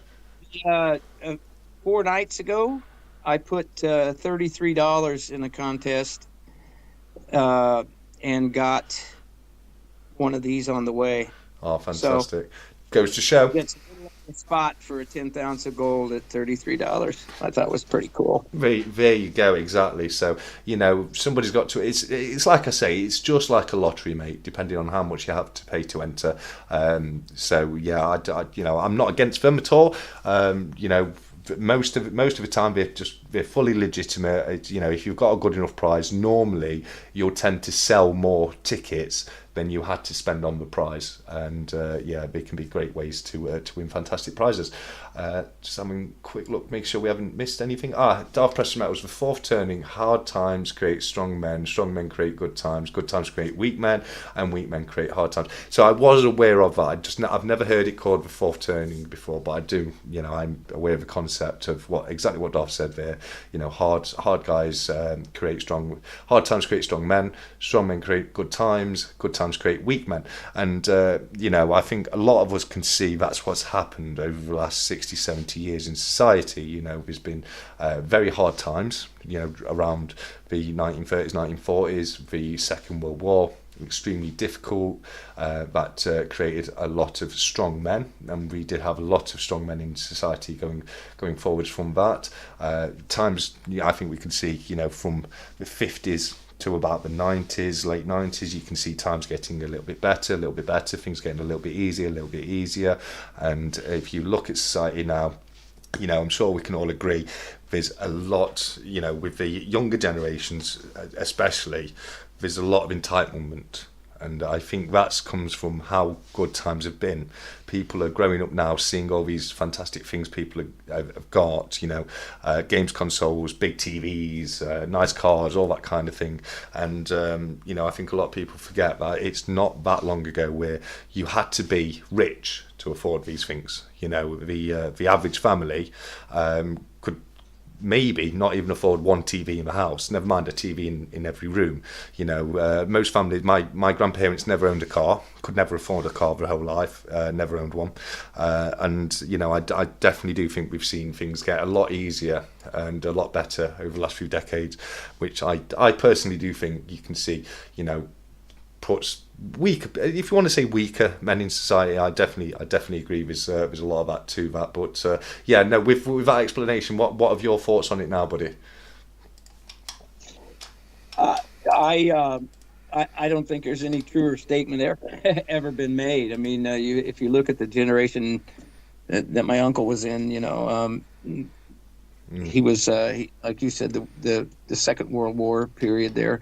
That was the greatest generation, and it was very, very, very hard times. They had the Dust Bowl, they had the Depression, they had World War. These guys were 18 years old and younger. And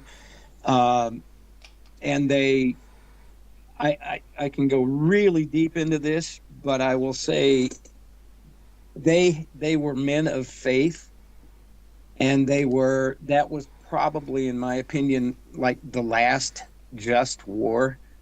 And look at how fortunate and blessed they were when they came out. Now they had PTSD and that sort of thing like that, but nothing was ever really given to them. They worked hard for everything that they had. And I think that the expectations, the real understanding of wants and needs was greater then. Yeah. And they had what they needed, and they didn't want a whole lot other than that. I think that's a very true statement. Yeah. No, but I do too.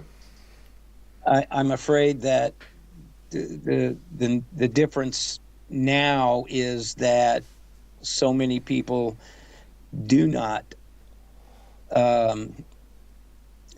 exercise their spiritual muscle to any degree. It's just extremely human oriented, and I think that's a terrible thing that's heading down. But that's just my opinion. I just happen to be right. but I think that hard times are coming because we do have some weak people, and I think that's very true for both genders. Yes, no, I do too. I absolutely do too. Not just about hard, tough men. It's about both genders being in a failing state right now. But yeah. Yeah, well, it's about society being in a failing state, isn't it? It's you can't. I don't think you can point a finger of blame at one or either of the genders. I think it's more society. These people are growing up in a society which is very mollycoddling. It really is, and I don't think schools do enough these days to prepare people for what the actual real world is.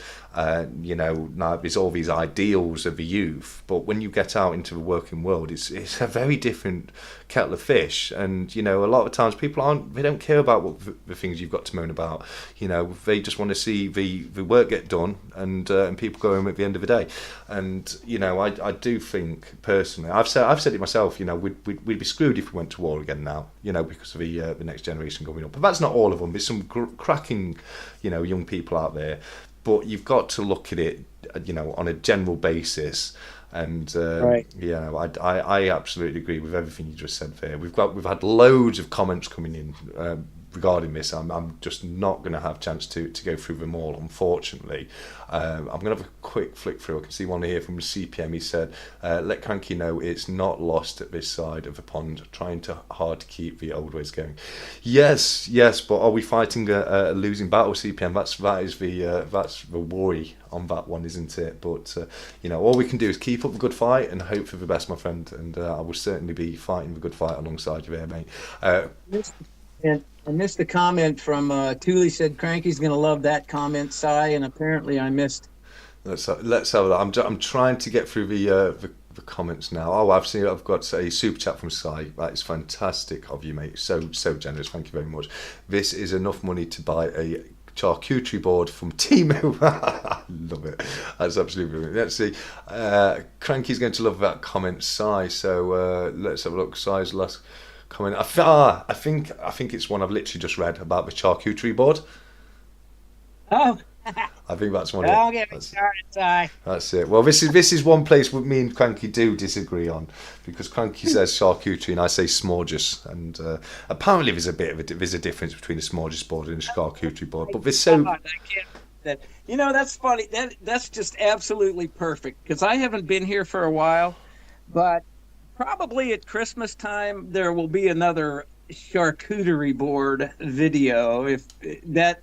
That's so funny that he would remember that, because it still ticks me off. Love it. I do remember that video, but I thought a board full of meats and cheese and other things to me has always been a smorges board, but it's pretty much the same thing, aren't they? Smorges and charcuterie boards. Except charcuterie's so snotty. It just I'm sorry. Yeah. It's a snack tray here. It's. Love it. Yeah, that was great. Yeah, no, I do love it. I see. I'm just picking up on a comment here from 365 who says, a lot of the time people get punished for working hard, and I certainly agree with that. That can very much be the case. people that are willing to toe the line, not speak up about anything, go to work, do the job. I think a lot of the time, I think, the good old saying, the squeaky wheel gets the oil, comes into play, because the people who are out there who are doing the right thing, they're trying hard, they're working hard, they're not making a fuss. There's not that many people out there flying a flag for them. Whereas, we've got a lot of people, like what he said in his comment.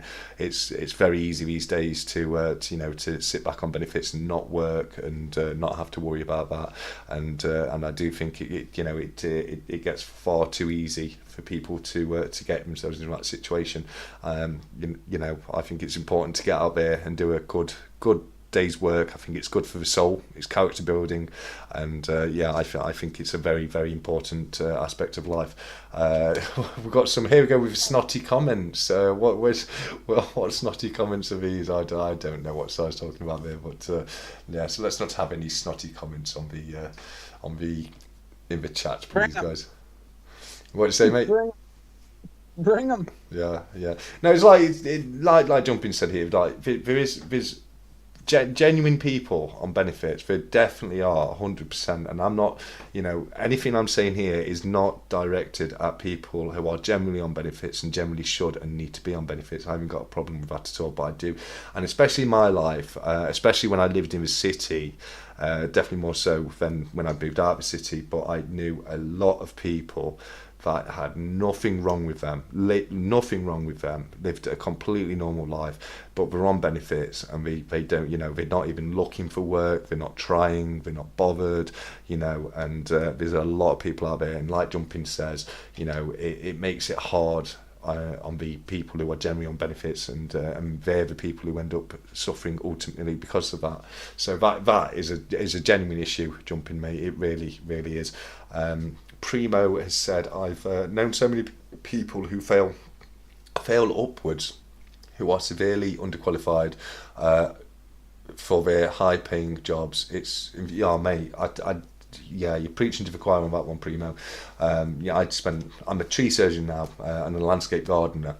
It's what I do because I love doing it, and it's what I enjoy doing. I came up with that realisation a few years ago when I was converting a garden for my granddad after we lost him very sadly, and we were looking to sell the house, and his garden needed fixing up, and I spent a full week in there fixing it up, and I had a lovely time doing it. And I just had one of those moments where I just realised to myself, this is what I want to do in my life. So I made a change and set my own business up doing landscaping and tree surgery. But before that, I spent many years working in business. I was a senior complaints executive for Countrywide Residential Lettings. I was a complaints resolution manager for Eon. I worked at Boots head office in their complaints department, as well as working in their product development departments as well. That's on top of working, in the insurance industry for a very long time. And it's you see so much difference nowadays, in the working environment than you did do. One thing I will say is, the competition these days is so much higher. One issue we've got, and I only think it's going to become worse, and I can see Darth put you by in one of his comments, I'm just coming into that myself. One of the problems we've got is there's going to be less and less work going forwards available for people to get. There's going to be less and less jobs available because we've got things like artificial intelligence and computers which are replacing people. There's more and more AI in industry. There's more and more machinery in industry. There's less people actually doing the work than there ever has been, and that's only going to get worse and worse and worse. So Darth has said in his comment, UBI is coming soon, and then middle class will disappear completely, slowly but surely. The problem with that for a long time, the middle class who could help others by their own hard work and generosity can't do it anymore. No, that's true. That's true. Well, middle class is dwindling, isn't it? The class divide is getting bigger and bigger. You know what I mean? And what Darth's saying there is soon there won't be a middle class. There'll be rich and poor, like there has been in the past. Well, Like in history, you look. You go back in history, you're either rich or you're poor. There's no real in between, really. Certainly not like there has been over the last few decades. In the the 90s, 2000s, 2010s, etc. I would say during those times, most people were middle class. There was very, very few working class out there. Very few truly poor people, or especially in comparison to how many there has been in the past. But the problem is like I say, when you've got things like AI that are going to do more and more of the work, I generally, personally, don't see an alternative to UBI, which stands for Universal Basic Income, which basically means every single person gets paid so much a month, which is money to live on. Now, the idea of that would, to me, the way that would work is, people would still be able to look for jobs that they enjoy doing. But everyone would have this UBI to fall back on. Now, what that is going to cause, without a shadow of a doubt, and I think everybody will agree with me in the chat right there, is what that will cause is a huge segment of society will then at that point live on their UBI. That'll be all they want. That'll be all they need. That they're getting the UBI for free, and they don't have to do a damn thing to actually earn it. So they will just sit on them, and that's what they'll earn. But you will still also have a very good section of society that are still going to school, still going to higher education, still learning skills and qualifications because they want to go out and work, and there's things that they can do, even if it's people just using their free time to create things artisanally or something like that. I'd certainly, under a system where there was UBI, that's certainly what I would do. I would take the UBI, I would then look to see how much I can earn on top of the UBI as well, through normal ways that we do now, going out and getting a job or doing something. It's going to be harder and harder to get that work going forwards, but this is the world we live in. AI is not going anywhere. It's just getting bigger and bigger, and it's going to take more and more jobs going forwards. Do you want to let us know what your thoughts are on that, mate? And I'm just going to have a quick look at the chat while you do so. I personally think that a universal basic income is it shouldn't even be entertained, personally. Yeah. And I think that I certainly think it's coming, but I go back a little bit to my my scriptural basis, and that is, if you don't work, you don't eat. Yeah. And I honestly, I mean, there's your population control right there. That sounds a little harsh, and it's meant to sound a little harsh, because obviously I would do everything in my. I mean, the way I planted things around here is to have uh, resources. Not just I'm working on the community. I resources for those who need it. But I honestly, I don't think you should get. I don't think you have a right to a universal basic income. Okay, I but mean, it's just sorry, Cranky, I'll stop you there. I get what you're saying, but what, think ahead 10 years where, another 30% of all jobs have been lost to AI. Where are people getting their money through in that situation? well, that's the problem that we have in that the haves are whittling away at the middle class, and the haves, like you said, there's haves and have nots, and I think that's all by design. um, you'll have nothing, and you'll like it. Mm. um, there is a mentality that probably will be just fine with doing whatever they're basically required to do to get by. I just I have more faith in the human spirit than that. I think that the desire to be productive and to excel and to be successful. I think that's a human nature thing, Yeah, and how that's work with all this stuff, with the jobs and all being taken away is anybody's guess. But it's something else will come along for for people to do. I don't think the, anybody's right. the problem there, when you say other things will come along for people to do, are those things not going to be able to be done by AI? Just like we're losing jobs right now to AI, fast and centre. Pretty much. I can remember when I was growing up, in the 90s. A little bit younger than you, but I'm sure you can relate to this. But when I was growing up in the 90s, people used to say things like, "Yeah, but a computer will never be able to write a song. A computer will never be able to paint a piece of artwork. A computer will never be able to do this." And they're doing it right now. AI can compose beautiful music, can compose beautiful artwork. There's literally less and less we can do. Agriculturally, you've got these brand new modern combine harvesters that you can program them nowadays, and they'll go out and plant the crops for you. They'll harvest the crops for you.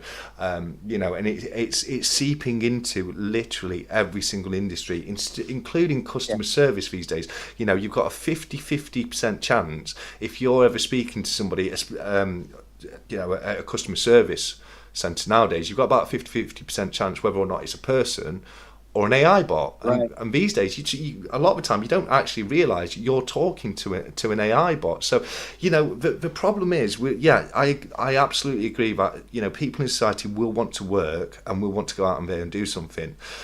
But I do also truly believe that we are heading to a place where there's not going to be enough work for everybody. And if we don't come up with something like a UBI, then I worry then that would lead to mass poverty and people literally, starving to death on the street because they physically don't have a job there to go and get.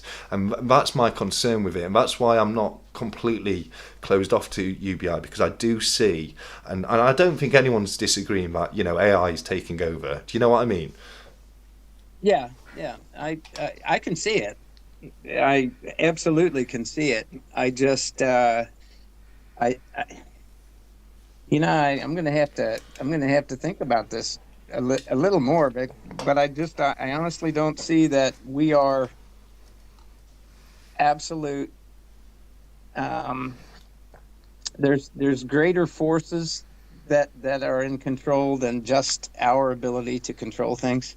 No, I get And that. I get that. and if there is something that nobody's ever heard of that can change it and make an abundance of this or that for you know enough for, yeah, gosh, I'm having a hard time saying this. There's always going to be a way I think.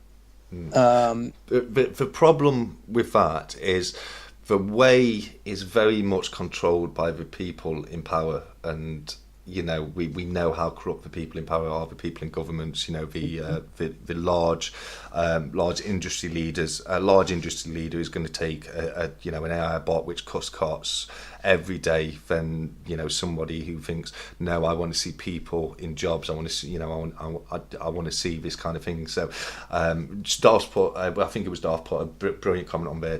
Careful TSC, that's what they want you to think. AI would do it all, so you have more time to be creative. So jump on ABI, you'll be happy. Yeah, absolutely. I that is what they want you to think. What my question is though, what are we going to do? What is the alternatives to UBI? Not now. I'm thinking 10 years in the future. I'm thinking the way society is going, and it is definitely heading that way. And CPM put a brilliant comment on there as well about AI. Will never be able to look you in the eye and generally ask you how you are and actually mean it. That has a great value for that. A greater value than anything else. The thing that worries me, CPM, is that as much as I want to be able to say that's right and AI will never be able to do that, I was literally one of the people 30 years ago saying AI will never be able to paint a picture, AI will never be able to compose a song. You need feelings to be able to do that, and I just question whether or not that will generally be the case. Will we come up with an algorithm that actually perfectly mimics looking somebody in the eye and generally asking you how you are? Where is AI going? I generally don't know at this stage. And it worries me. And it's like you say, it's complicated, and there's not an easy answer. I mean, me personally, I don't know if we were ready for AI to advance as much as it has done already. It's not happened slowly. It's happened, AI, the creation of AI has happened very slowly up to a certain point. It's been in laboratories, computer laboratories, etc., people working on the code, and it's been completely out of sight and nobody's ever seen it. And then all of a sudden we've got to a stage and boom, it's just exploded, and now you've got AI doing more and more and more. And same as I say, my only concern is that I don't think there's going to be the work there for people to do. I certainly will be one of the people that wants to continue to work and wants to go out there and do things. I don't know what else to look at going forwards. CPM's report, Stack Collector, I agree, but you have to believe in the soul to soul emotion that God has given us from birth. I do believe in that. And I to an certain extent, I don't believe you'll ever be able to converse with an AI to the same extent as you can do with a human when you look at things like body language, taking in mind that body language represents something like 67% of communication. Your pitch and tone is the next most important thing, and the actual words you use is the very least important thing when you're communicating with somebody. So there's a lot of things like that which I do want to and tend to agree with CPM on that. That there's a very big difference when it comes to an AI and an actual person. But when it comes to sorry mate, go on. No, you're fine. Here's a thought. Maybe we're not supposed to have all the answers. No, that's true. That is true, and I agree with that. Maybe maybe there are forces that have more control over man's destiny than you and I will ever know. And there are some things that I will worry about and some things that I will not. And I don't think we're supposed to have all the answers. I have to step away for just a minute, and I will be right back. So can you cover me there? Sing a song. I won't be singing a song, but I can cover for you. Give me about 2 seconds, I'll be back. No worries. Well, we've got 8 minutes, so in 8 minutes time we're doing duck races, so as long as you can be back for that, that's fine, mate. Brilliant. Okay, no, mate, I think it's a great idea. I would love to come and do a podcast with you, CPM, because I love these kinds of topics and I love going deep on them. And I think what Cranky said there, I'm 100% in agreement with. You know, not we shouldn't have the answer for everything. I think there's a few things in the mystery that in the universe that should remain a mystery, and that's completely true. But when it comes to AI's effect on industry, I think it's something that's going to affect us very, very soon.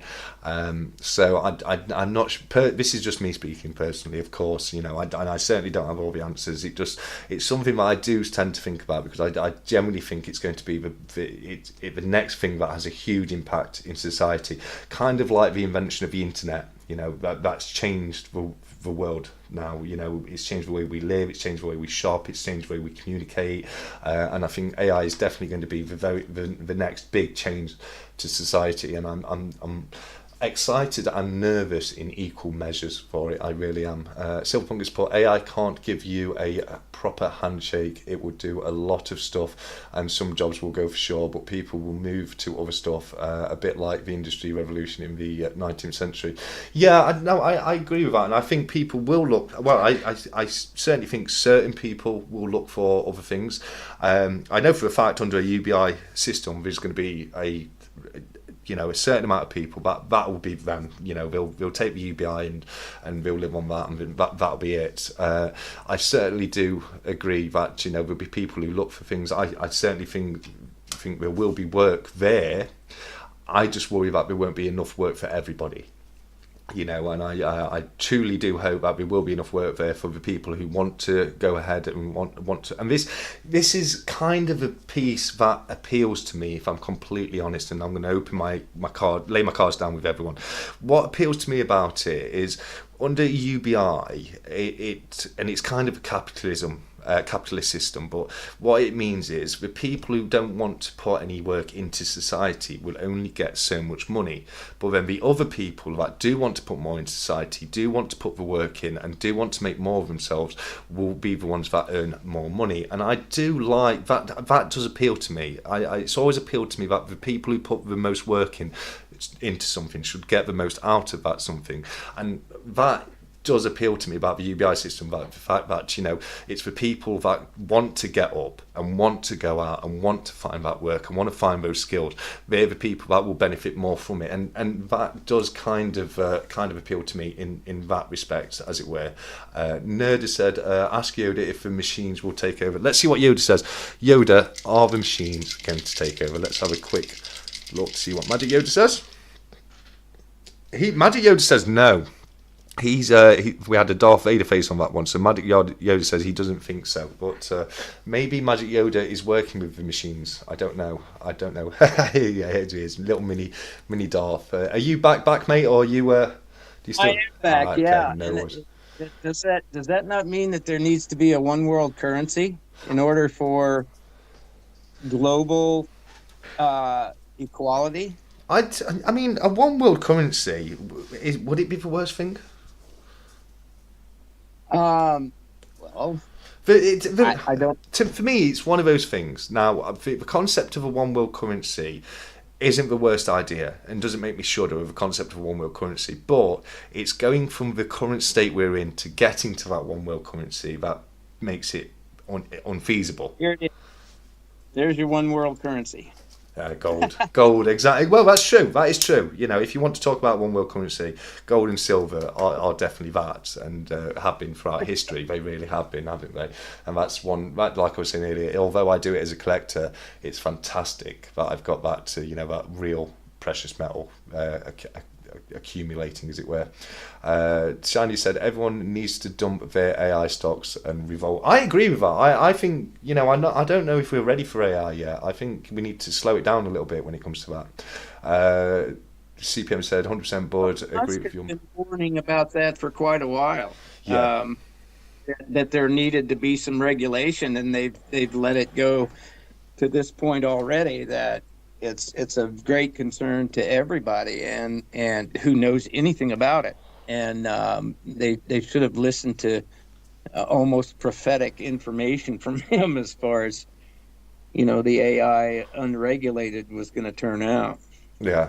Yeah, no, very true, very true. And I was saying, when people call it, I think it was Elon Musk that was heading up the break. He was saying that people should stop developing AI. We need to get a better understanding of this, and I completely agree with that. I really, generally do. Luke says it sounds like how socialism starts. To be honest, mate, it sounds good on paper. No, I get that. And that's very true about socialism. Socialism looks good on paper. It really does. And perfect example, Venezuela. Look at the hyperinflation and the issues they had in Venezuela. But like I say, I look at it more as a capitalist, with capitalist eyes, and the fact that people will still have a chance to go out and work and study and learn, and I would never want that to be taken away. Now, one thing I would fight tooth and nail to make sure never happens would be that everyone's on UBI and that's it. That is socialism. You know what I mean? And that is something UBI is something that will only ever work as long as the people that want to still get the opportunity to go out there and find themselves work. And therein lies the problem, because you're always going to have corruption. Yeah, of course. And that to me is like the major stumbling block. Yeah, no, corruption is always going to be the major stumbling block in everything, mate. It really is. It holds us back so much in so many ways, in so many aspects of our lives, that we don't even realise, and I've spoken about it a number of times before on the channel. If you look at, Nikola Tesla, one of the greatest inventors of all time, he actually invented wireless energy. He was able to make light bulbs light up without them being connected to the power source in any way, shape, or form. He used magnetic frequencies in the atmosphere to do so, and you had the Tesla Tower, etc. He wasn't supposed to be working on that. He was supposed to be working on wireless communication, but he stumbled across wireless energy, and he went to his funder, J.P. Morgan, so excited about it, wanting more funding to, this is going to change the world. Wireless energy is going to be completely different, and because J.P. Morgan was invested into the energy companies, the copper mines, the factories that turned the copper mines into wiring.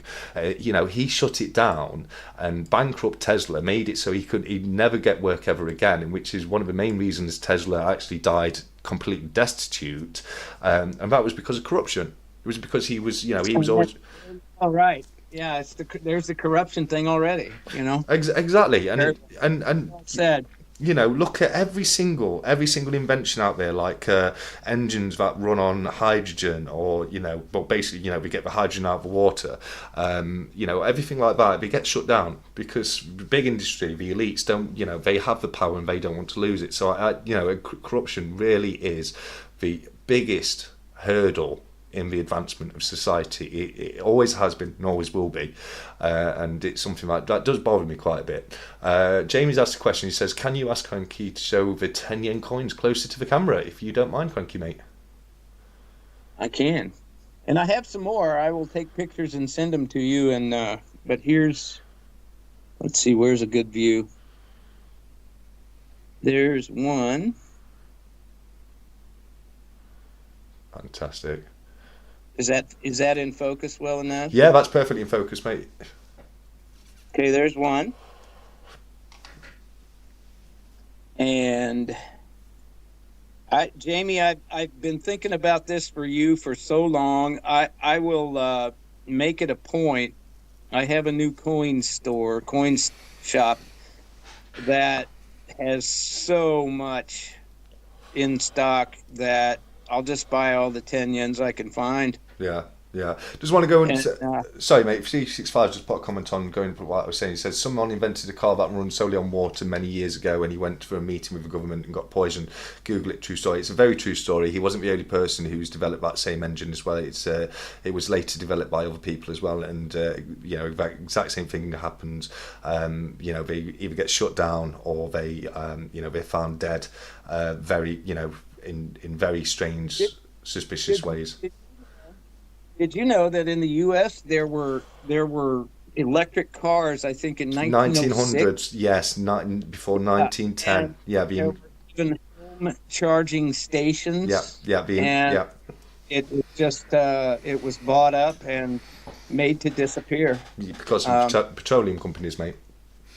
Yeah. Yeah, Yeah. 100%, 100%. The electric car was invented well over 100 years ago, and just imagine how good electric cars would be right now if we were developing them from 1907 instead of 2017. Yeah. Look how far we've come over the last few years. But imagine if we didn't been working on and developing the electric car for over 100 years. Everyone would have one now. Have you seen pictures of have you seen the pictures showing uh, surface oil rigs and pipelines and green pastures over the pipeline and all that, Yeah. and then the lithium mines, pictures next to that as far as environmental protection and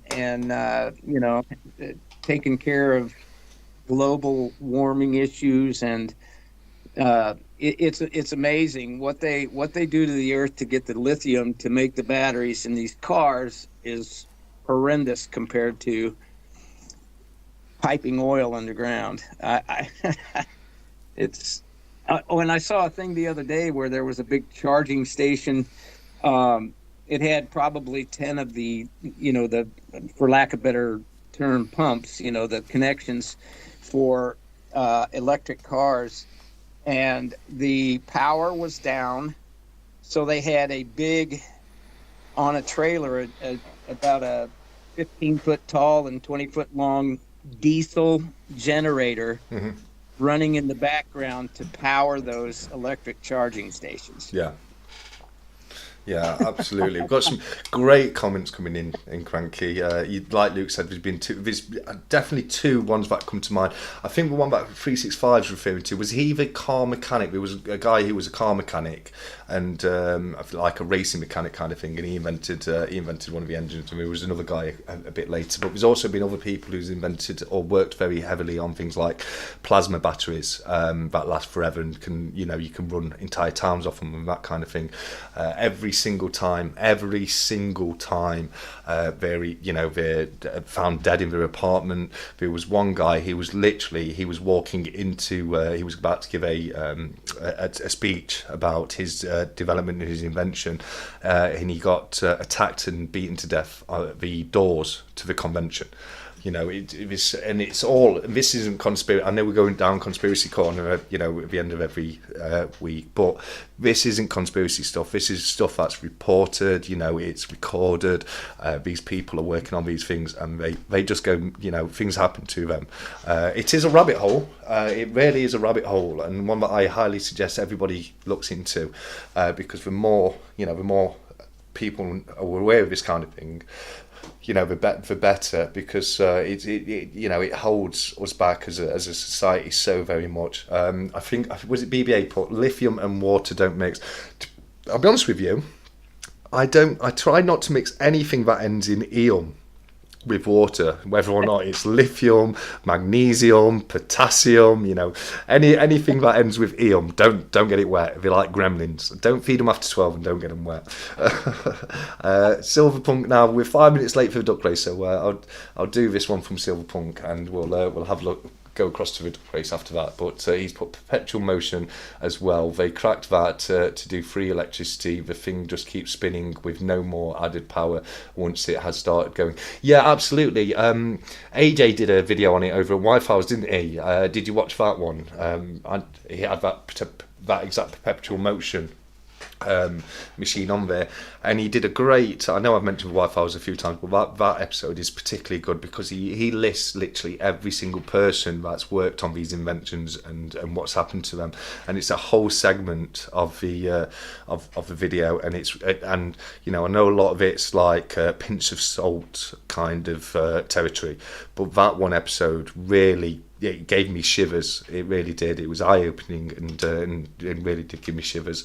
Let's have a look. I'm gonna go. We're gonna do the duck race, guys, because we're 5 minutes late. But we'll come back to the chat because I'm really loving getting into this kind of stuff with everyone.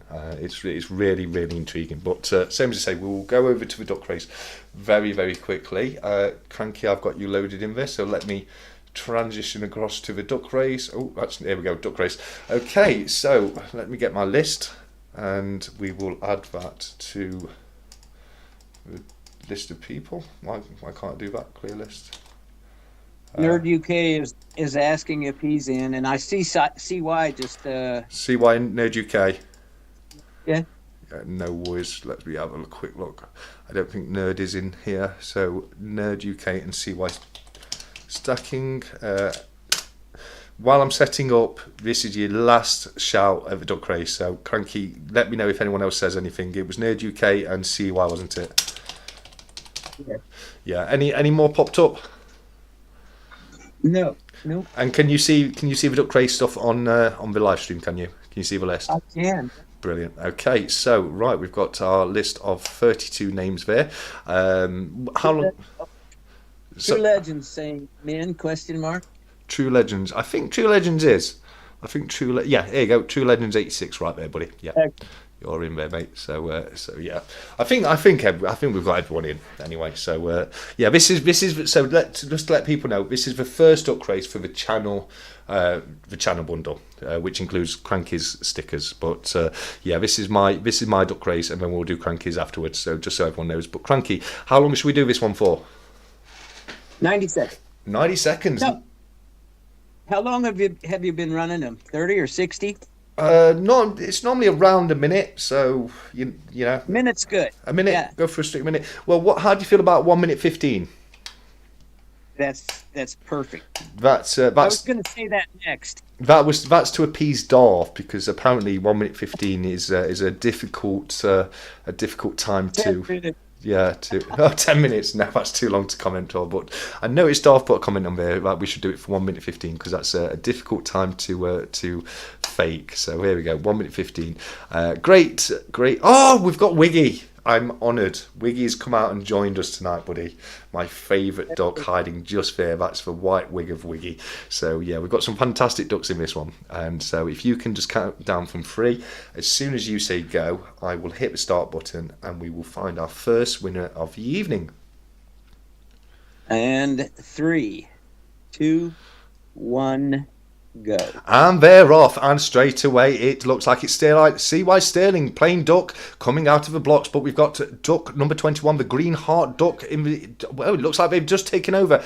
Shiny stacker, that is, and we've got average stacker, yellow spotted duck, duck number 1 at the bottom, as well as Your Time Is Now, Gooner Gill, pirate duck coming through. Your Time Is Now is currently in the lead with 50 seconds left on the counter, and it is anybody's race. Stephen, you're looking fabulous as Pirate Duck tonight. I absolutely love it. We've got some brilliant names in the group here. Look at them all. Numa's Nutter, Tooly, Seven Starks, Your Time Is Now, Darth Pressmells. It's an all-star cast today, and we've just come up to the 30-second mark with a group of people in the lead. There's no one clear winner tonight. It's just one big group. Miss Kiwi's creeping ahead right there. We've got Miss Kiwi as a plain duck, number 15. It's a 20-second mark. This is where everything changes, but Mr. Kiwi is still in the lead. Is he going to hold on to that lead as we come into the final 10 seconds? This is where everything could change, but we're in the final 10 seconds now, and there you go. You see, it is changing. And who is that jumping? It looks like jumping into silver's going to take this one. He is flying ahead. Duck number 25, jumping into silver. Stripey Duck has taken it for the win. Unlucky Serpent Silver, you were just behind there, buddy. You really were. Let me transition back over. So, yes, that was Jumping into Silver. Congratulations, Jumping. Massive congrats, buddy. That's actually, that's worked out pretty well, because I said to Jumping I was going to send him a sticker and poker chip across anyway, because, you know, he's received a few from the people. So that's fantastic. You've got not only got mine, you've got Cranky's, you've got an APM one, you've got a Coin Noob one, you've got some fantastic bits there. So congrats, Jumping. I'm going to pop it into my into the chat myself. There you go. And as we're talking, I've got Jumping's duck quacking away in my ear, so I'm going to end that because that's enough of that one right there. Right, Cranky, what do you reckon? So because we've given people the opportunity to join in all throughout the evening, I say to make things easier for me, we just use the same list again. What do you reckon? Absolutely. Okay, so the next one is going to be for the Cranky Stacker, Morgan Dollar. Very, very generous of Cranky. They're fantastic coins. There we go. He's got it right there. So I'm going to leave it 5-10 minutes. Just in case there's anybody left who can you include one of my 365 poker chips, please, TSA? I think I can, mate. Yes, I think I do have a spare one, so I will do that for you, no problem. No worries. Hopefully, does that save you have to send something across as well? Because I've got your sticker and poker chip as well there, so very very fortuitous. But no, that's no problem at all, 365, buddy. We'll leave it open for a little while just in case anybody's left to join in. Jamie thinks he's going to take a win tonight, so. Still one race left, Jamie. Who knows? But Cranky, I'm going to leave you for 2 minutes because I need to go for a wee. Is that okay? Is Cranky there? Yeah. I'm not going to sing or anything. Oh, but... please don't. Please don't. I will literally be back in 1 minute, Cranky. Thank you very much, buddy. No problem.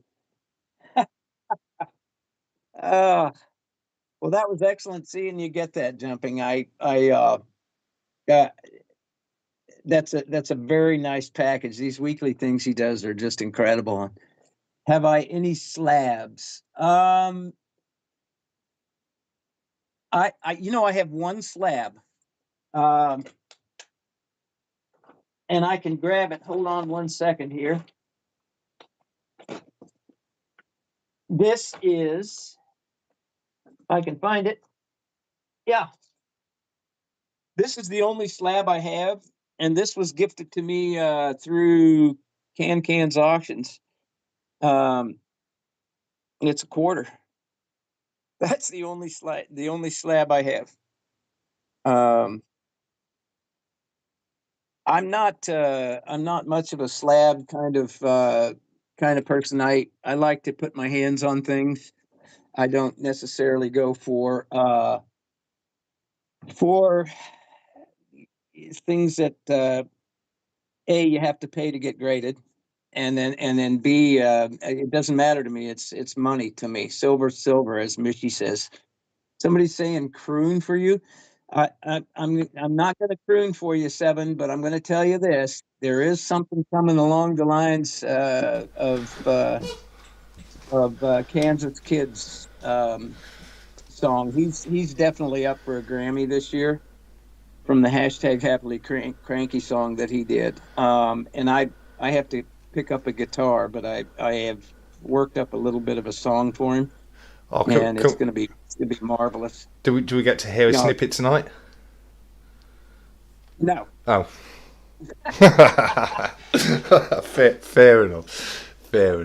Right, well, we're at 9:15. We'll give it to 20 past. In 5 minutes' time, we will find a winner for that Morgan dollar. So you've got 5 minutes. If you don't think you're on the duck race list, let me know in the chat and we'll get you added. Does Cranky play golf? Looks like a golf tee in the background. That isn't actually, that's not a golf tee.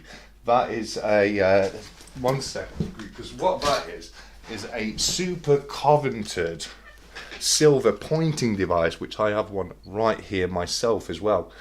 And these are 2D golf tees. I play golf myself. Do you actually play golf, Cranky? I haven't golfed in years. I love it, but I was never a contender as far as they wanted me to go on the PGA tour, and I said, nah, I got stuff going on this year, and maybe next year, and then I just never got around to it. Absolutely. No, I didn't run to the toilet, True Legends. I said in yesterday's vlog I've been a bit nasally recently, and I've had a bit of trouble breathing, and I've been getting out of breath doing literally nothing. So to snip into the toilet has put me a bit out of breath. But I don't live in a castle, and it's not 4 flights of stairs, unfortunately. But I wish it was 365. I really do. Either that or a lot to lift 365. I like that comment. See, Zoltan came in, Stack. Sorry, mate. Did you see Zoltan came in? Oh, no, I didn't. Oh, Zoltan. Of course, there he is. Hey, Zoltan. Great to see you here, buddy. Thank you so much for joining us, my friend. But, McDonald Bunny says he's terrible at golf.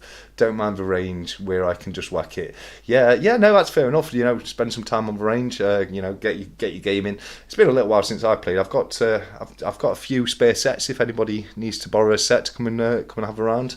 I still think we should do a Stackers Cup, a bit like the Ryder Cup. Oh. where we've That'd be played awesome. it. Well, wouldn't it just be? That would be absolutely incredible. Buy a lottery ticket jumping into silver for tomorrow. Hit 50 subs and won the duck race. You're on a roll. Absolutely is. It really is. You should go out and get a Great. lottery ticket. Yeah.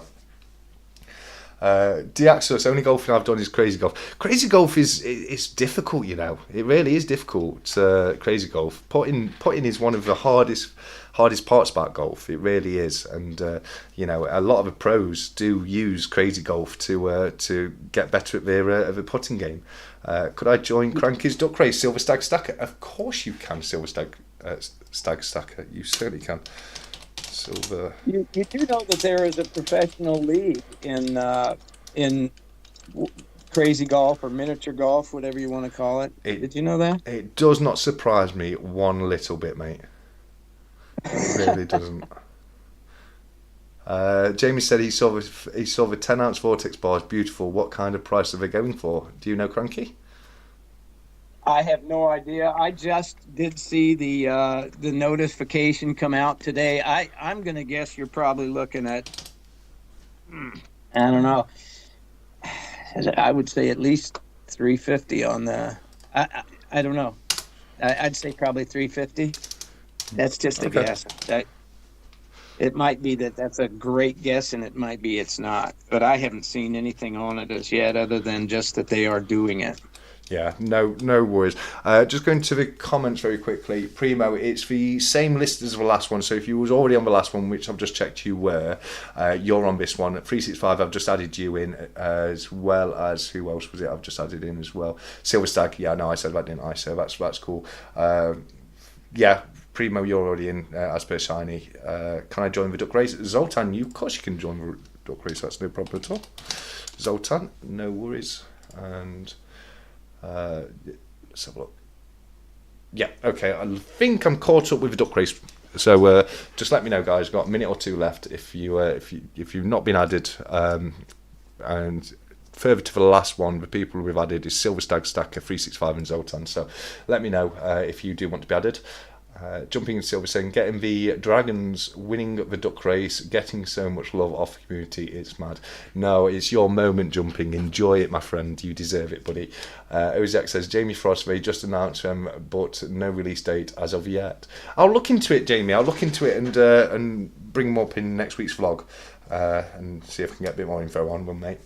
Diaxis has said, on the next duck race, timer should be Cranky's sub count. Oh wow, in seconds maybe. What's 900 seconds? That's still too long. No, I can't do that, Diaxis. That's too much commenting. I'm already a bit nasally, as it were. Bruce Lee can play table tennis with nunchucks. I wouldn't be surprised. I would not be surprised. McDonald said, I'm trying to find. That guy. Sorry, mate. He said, not bad for a dead guy. Not bad for a dead guy at all, my friend. Let's have a look. Primo said they did hint at also doing a 5-ounce Vortex, but defo 10-ounce for now. Ooh, I'm tempted. I'm tempted on that. I really am. I love the Vortex bar, so I am tempted on that one. Probably be steep. Yeah, the Vortex. The 1-ounce Vortex weren't too bad though, were they? They were reasonably priced. They were very reasonably priced. They were just like almost like a Buffalo bar. Yeah. Price bar. Yeah, no, absolutely. So yeah, hopefully I'm like 365 just said, the 5-ounce ones sound nice. Yeah, I think I'll definitely get a 5-ounce one if they come in. 1 minute 15 seconds. I did the last one, 1 minute 15 seconds, Darth, and I did it just for you. I'm sure it was Darth who said that in the chat earlier. It might have been somebody else. But yeah, 365 says my Vortex was from TSC.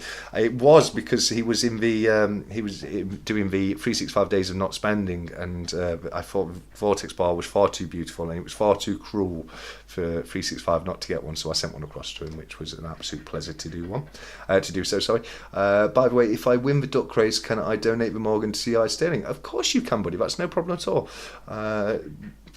CY said, BB, there's videos on YouTube of Bruce Lee doing that. Amazing. Yeah, no, I'm sure I've seen one in the past as well. Ian, great to have you here, mate.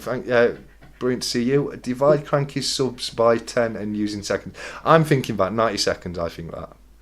Sorry, Cranky, were you saying something there? I was just going to say, Jamie doesn't need to do that. If neither one of them win, I have been intending to send both of them something. I'll send them both to Morgan. Oh, you're Uh, too. This is what I meant I'll earlier, mate. You're too generous. intend to get CY taken care of and Jamie. So, well, don't worry about that. If you win it, you win it. If you don't worry about it. Yeah, yeah. It's all good. And 365, you've done so well for so long. We can forgive you for picking up a little bit of silver. You deserve it, mate. You really do. You've done an incredible effort on not buying silver pieces. You really have. Say how long it's been, and so you've earned my respect on that one, buddy. And I'm looking forward to seeing that community post that you were referring to earlier. She'll see the picture frame on the wall. What's that? Well, I'm missing something there. All good here, but it's the rainy season in Japan, says Jamie. Anyway, we're getting further and further away. It's 23 minutes past right now. So why don't we go ahead and get this second duck race sorted? What do you think, mate?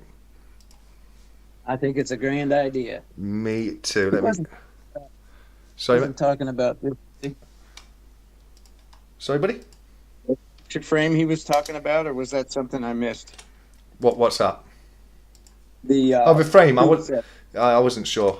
I missed something in the comments myself on that one, mate. Gotcha. Okay, so that's added 33 names on the list. That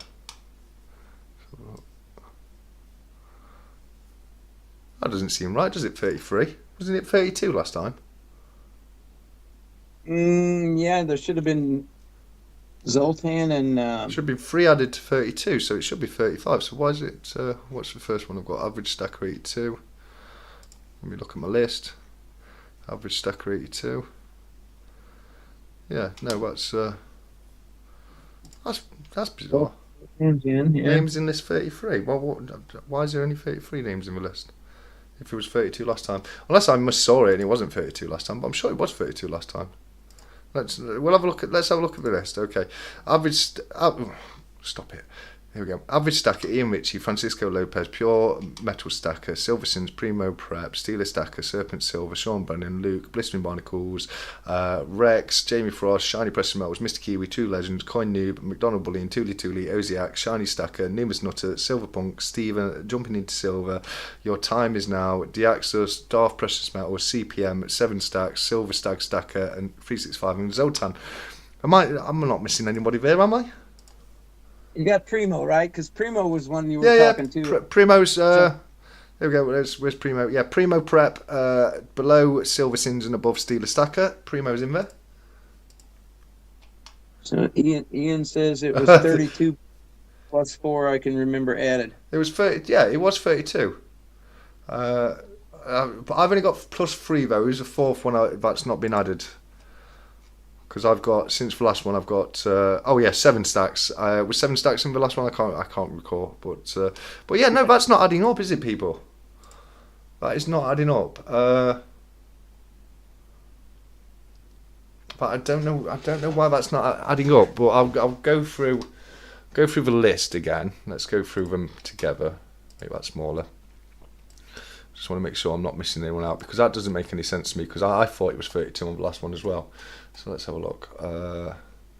Average stacker, Ian Ritchie, Francisco Lopez, Pure Metal Stacker, Silversins, Primo Prep, Steeler Stacker, Serpent Silver, Sean Brennan. Yep. Luke, Blistering, Rex, Jamie, Shiny, Mr. Kiwi, True Legends, Coin Noob, McDonald Bullion, Tooly, Oziac, Shiny Stacker, Numus Nutter, Silver Punk, Steven, Jumping into Silver, Your Time Is Now, Deaxos, Darth Precious Metals, CPM, 7 Stacks, Silver Stag Stacker, and then we've got 365 and Zoltan. So, can anyone think... Anyone in the chat think if I've missed anybody out there, if it's easy to see, just remove everyone and keep me in. Yeah, I'm sure that would be easier, mate. Unfortunately, I can't do that. No, that's making no sense to me whatsoever. But yeah, to skip back and definitely 32. Yeah, so how's that worked when we've added 3 people? How's it 32? The list hasn't changed. Uh, that's absolutely insane, isn't it? Nerd UK, hold on, I've got Nerd UK. I can't remember saying Nerd UK's name, so let's have a look. Because I know he did ask for me to add him, didn't he, Nerd UK? So let's have a look. No, I don't. Right, Nerd UK. Okie dokie. I think what I might have added him straight into the website last time, Nerd UK. So that's we're one closer. We're at, that puts us at 34. So there might be one person out there that I've not got in. So if anyone can think, or if you're in the chat right now and you've not heard your name, then let me know for sure, because I generally don't want anyone to miss out on the fantastic giveaway that Cranky's very generously putting on.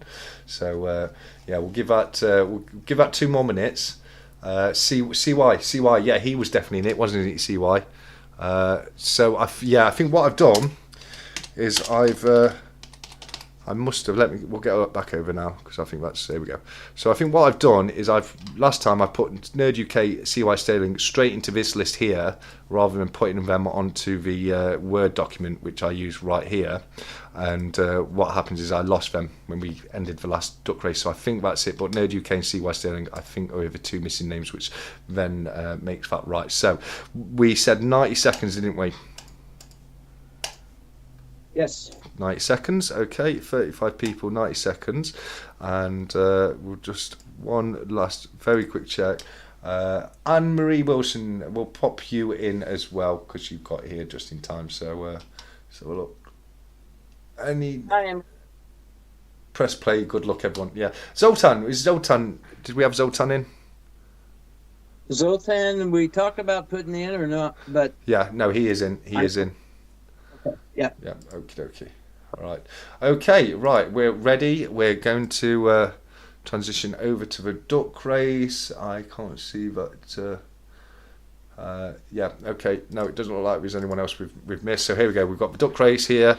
No Wiggy this time, unfortunately, but we've got 1:30 on the clock. Cranky, as soon as you say go, I will start the race and we'll find the winner of your beautiful Morgan Dollar. And we are 3, 2, 1, go. And they're off, and straight away it's Holiday Duck. It's Zoltan coming out in the lead alongside Mermaid Duck, who is Blistering Barnacle Adventures. So yeah, it's Blistering Barnacles in the lead right now, but we've got a minute and 15 seconds on the clock, so plenty of time for everything to change. Primo Prep, the Snow Duck, is just taking the lead with his long carrot conker right there, but Zoltan is gliding steady right now, looking very strong, Zoltan. Oziak's coming up as Pirate Duck number 20, and so is Darth Precious Metals, as well as Your Time Is Now, who is now Punk Duck this time. Coin Noob's looking a bit frisky right there, Pirate Duck. Oh, we've just come up to 50 seconds on the clock. We're in the final minute of the race. So Coin Noob is currently number 1 in the race, but with 44 seconds on the clock, where is that going to go? We just do not know. Bat Duck is looking a little bit like he's got something coming, but Teddy Bear Duck is looking just as strong, apart from before now falling back. So it's Stephen Bat Duck with 30 seconds left on the race. Where is this going to go? CY Sterling, Trump Duck at the top. He's what are you doing, Trump? It's an election year. We want to see the best from you, buddy. But we've got DX coming to the front. Oh, it's all changed at the 20-second mark. We've got 17 seconds left on the clock. Where is this going to go? 14 seconds on the clock. Oh, there's nobody really shining out at the moment right now. CY Sterling, his Trump Duck has just pulled himself in the lead just by plodding along. But I think this is going to be duck number 9, Top Hat Duck, and that is Sean Brennan 4447. Sean Brennan, massive, huge congratulations to you, my friend. Well done indeed. Sean Brennan, duck number 9. That is fantastic. So huge congrats, Sean. Well done. So we've got congrats in the chat right there. So close, second place. I know, so close, but no cigar. I'm going to have to stop that duck quacking in my ear. There we go. Okay, so we need, at some point, very quickly, Cranky, we need to go across and have a quick look at the Stackers Social Discord server. Are you okay if we do that now? Is that okay with you? Oh yes, yes. Brilliant, brilliant. Okay, so I'm sure all of you are aware, as you can see from the top of your screen right now, I am sponsored by the Stacker Social Discord server.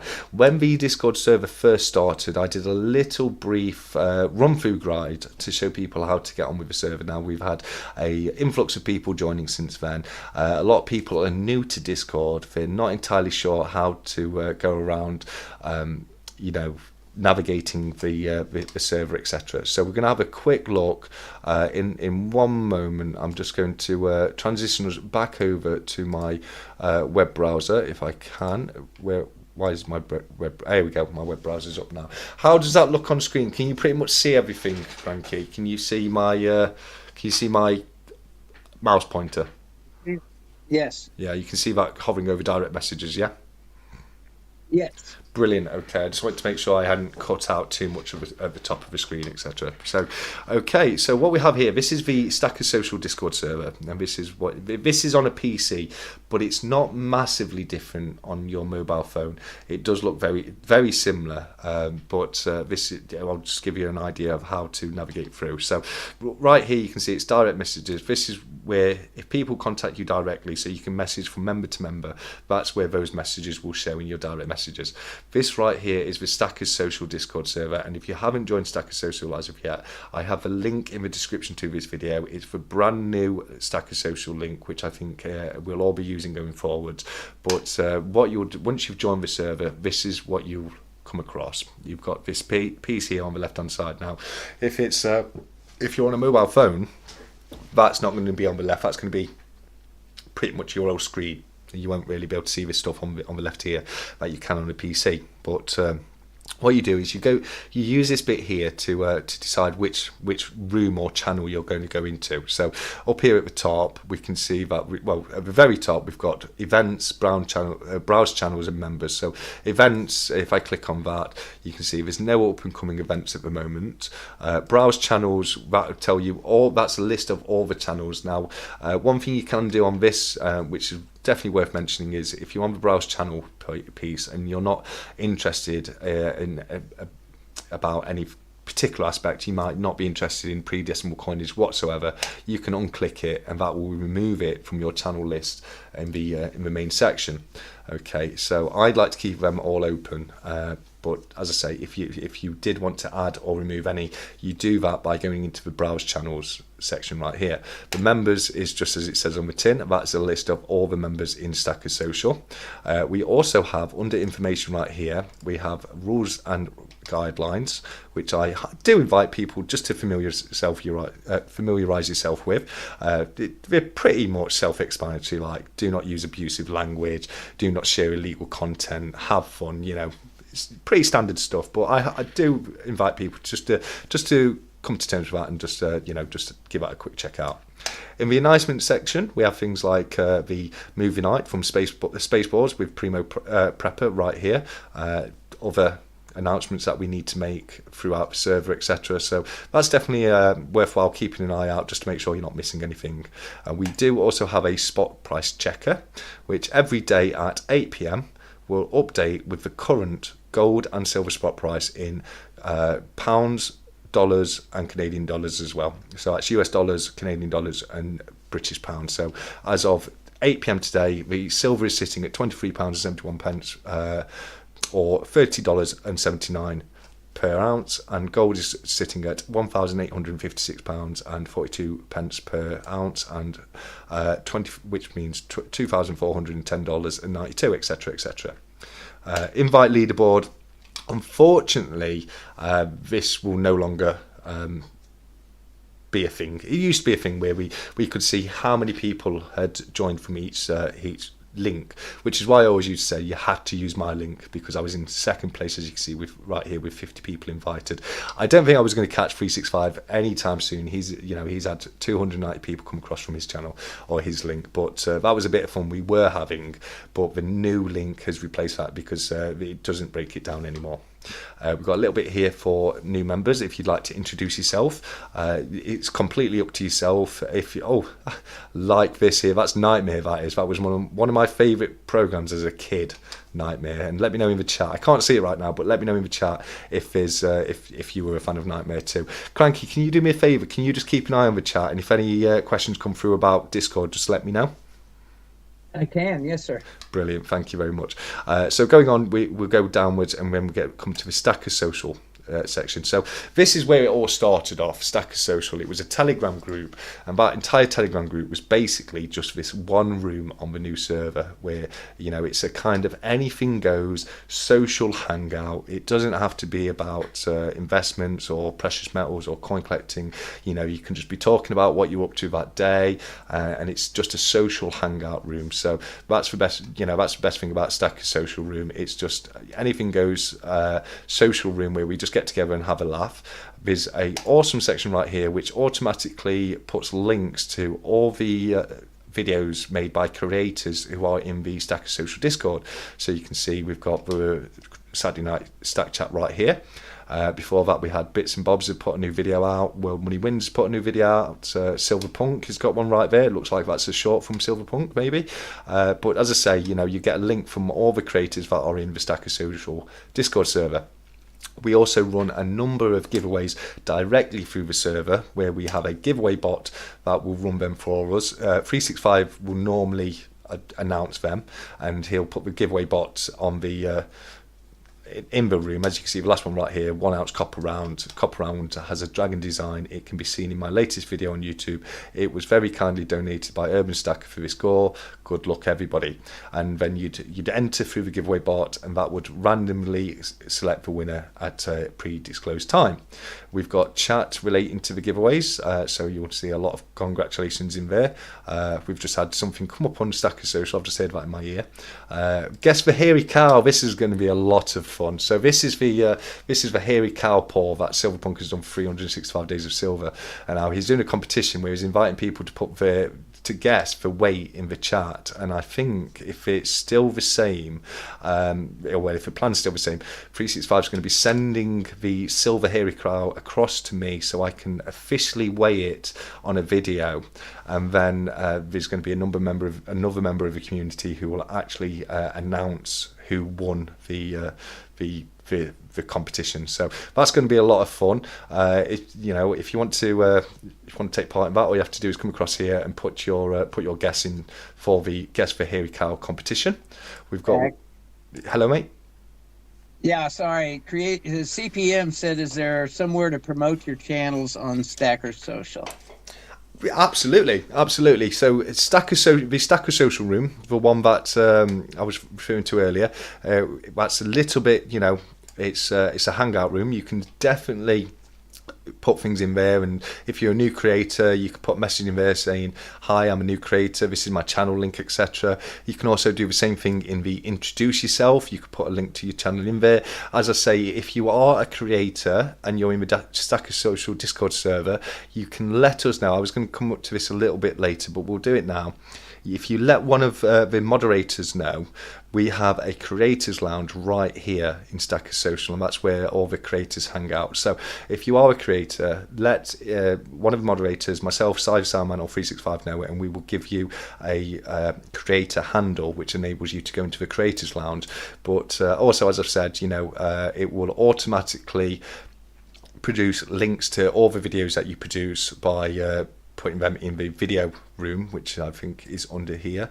There you go, videos. Yeah, so they'll automatically link them, and feel free, as I say, in the Stacker Social room, if you think you've done a particularly interesting video, let people know. You know, there's places in there. I would say if you're trying to promote it, put it in the Stacker Social room. I'd obviously say don't spam it. Obviously, I mean, this isn't CPM, this is just in general, but there's nothing wrong with putting the odd link here and there, as long as you're not spamming the entire chat kind of thing. So yeah, that is absolutely fine, and there's plenty of places to do it, depending what the video is relating to. If it's you're showing pre-decimal coinage, you can come down here. We'll get to that in a little bit, but you could put it into pre-decimal, etc.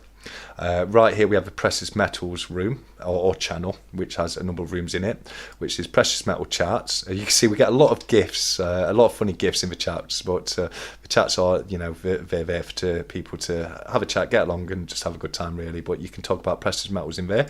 You can show your pickups. Let's have a look at one of the latest pickups. So we've got 365 here from Silverpunk. That is incredible, isn't it? I love the way Punk's using these antique cases for his pieces, and that does look absolutely incredible. I'm assuming that's what 365 was referring to earlier, and I cannot blame you for breaking your non-spending on that. That is absolutely incredible. But as you can say, people just love to show their new collections and share them with us all, so we can join the fun with them basically.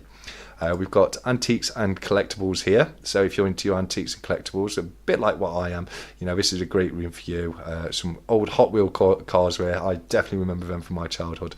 But there's, if you're into antiques and collectibles that aren't necessarily collectible coins or antique silver, you've still got a place for you right there. Is Silverpunk trying to follow us? I love this. I've rigged. Silverpunk, you're too good. You are too good. You got me there. I love it. We've got deal of the day here, and I think I think what this does is this shows like if there's really good deals online, people can pop links to it and share with other people. The great deals and sales that are going off at any given time. So that's a great place for that. If you carry on going down, we get to numismatics, and you've got, it's very similar. You've got a pickups room right here.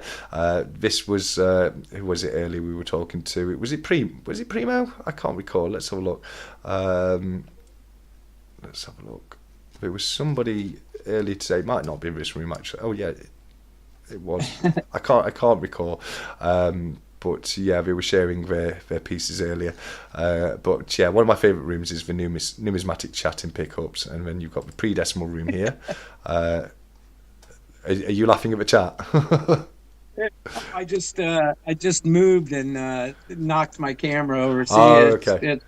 Just never know. Oh, fair enough. So, as I say, this room here for your pre-decimal stuff. You've got commemoratives right here for your commemorative coins, your commemorative 50p's like Stephen loves, your £2, your £5. You've got the police £5 coin right there. It's not a series I got into. I've got the Elton John, but I didn't really get into this series on the artists. But still nice series, nice series of coins.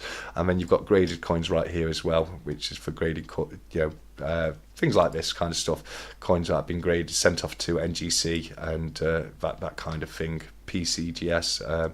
So yeah, no, it's a wonderful place. This is pretty much the gist of it. But you use this one section here is for navigation, and then that's where you go from one room to the other. If they're highlighted like that, I think that means that's the room you're in. So let's have a look. There we go. Yeah, I think there's here we go. Yeah, it will either be because that's the room you're in, or there's new messages in that room. But we've got 365 joining in the fun there. He's got rigged there as well. So thanks, guys. I appreciate that. No, it's brilliant. Stack of social. Let's have a look. Rigged in there as well. I love it. Yeah, no, so sorry, I'm getting distracted now, guys. So basically, this is it. You use this section right here, which, as I say, if you're on the phone, that'll be your main screen. You go through that. One thing I do want to say, where are we? Where's Stackers Showdown? Here it is. Stackers Showdown is something we're doing at the moment, which is a lot of fun. We are inviting people to share their different types of collections. The one that we've done most recently has been the poured silver collection, and the reason I've come into this room for this example is sometimes important information will be pinned in a room. Now, a lot of times when you see things pinned, like in the comment section on YouTube, etc., you'll see that one at the top all the time. It doesn't work like that on Discord. So if you went into Stackers Showdown and you wanted to cast your vote, which vote are currently going on, and say there's been a few messages since the vote came on, go into here where it says pinned messages, click on that, and then you can see whatever message has been pinned in that room. So right here we've got a quick link to everybody who's entered the poured silver Stackers Showdown challenge. You can just go across and click on them. That'll take you to the challenge, and then right there we've got the actual vote in poll itself. So who do you think should win the pure silver round of Stacker Showdown? I think right now it's 365 has got a very healthy lead at the moment. There's been some fantastic collections, so I highly encourage people to watch the videos and vote for your favourites. There really have been some brilliant collections, but at the moment I think 365 is currently in the lead of that one. So yeah, if you think you've missed something in a chat, it may be worthwhile just clicking on the pin button, and it may be under there.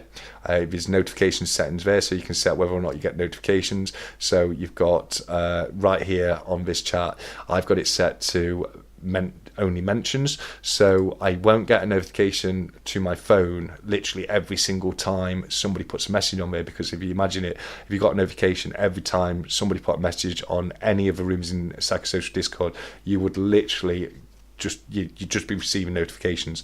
So I have them set down there. If anyone contacts me directly, like they use the @StackCollector and they're talking directly to me, I will always get a notification, and then from that I'll come in and keep up to date with stuff as much as I can. As well as that, there's also things like if it's something really important, then Punk, you're putting me off here. 365, you're already winning, mate. So yeah, if it's something really important, you think it might be in there, just click on the pinned button, and that you may find it in there. And if you ever want anything pinning in any of the chat rooms, just let myself, any of the other moderating team know, and we can always pin something in the chat room.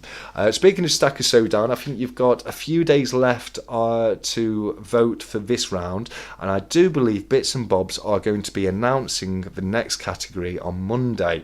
So stay tuned for that. I'm really looking forward to having the next category announced, and I'm looking forward to taking part of that as well. So yeah, that's pretty much. I can't. There's not a lot I can think of right now that I've missed out.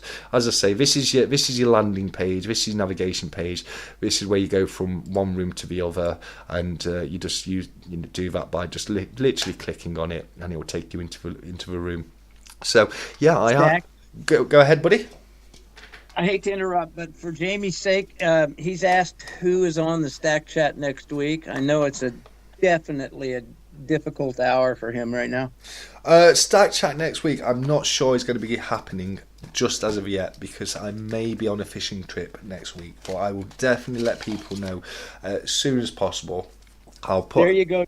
Who's he going to follow up with me? I mean, who could I follow up with you, Cranky? I need a break after you, mate. 100%. So yeah, the other thing I'll mention is right here we've got movie night chat and movie night, and this is where Primo will put the movies up, and you join by, there'll be an invite, a little button that you can say join voice chat or whatever it is, and you click on that and it puts you in.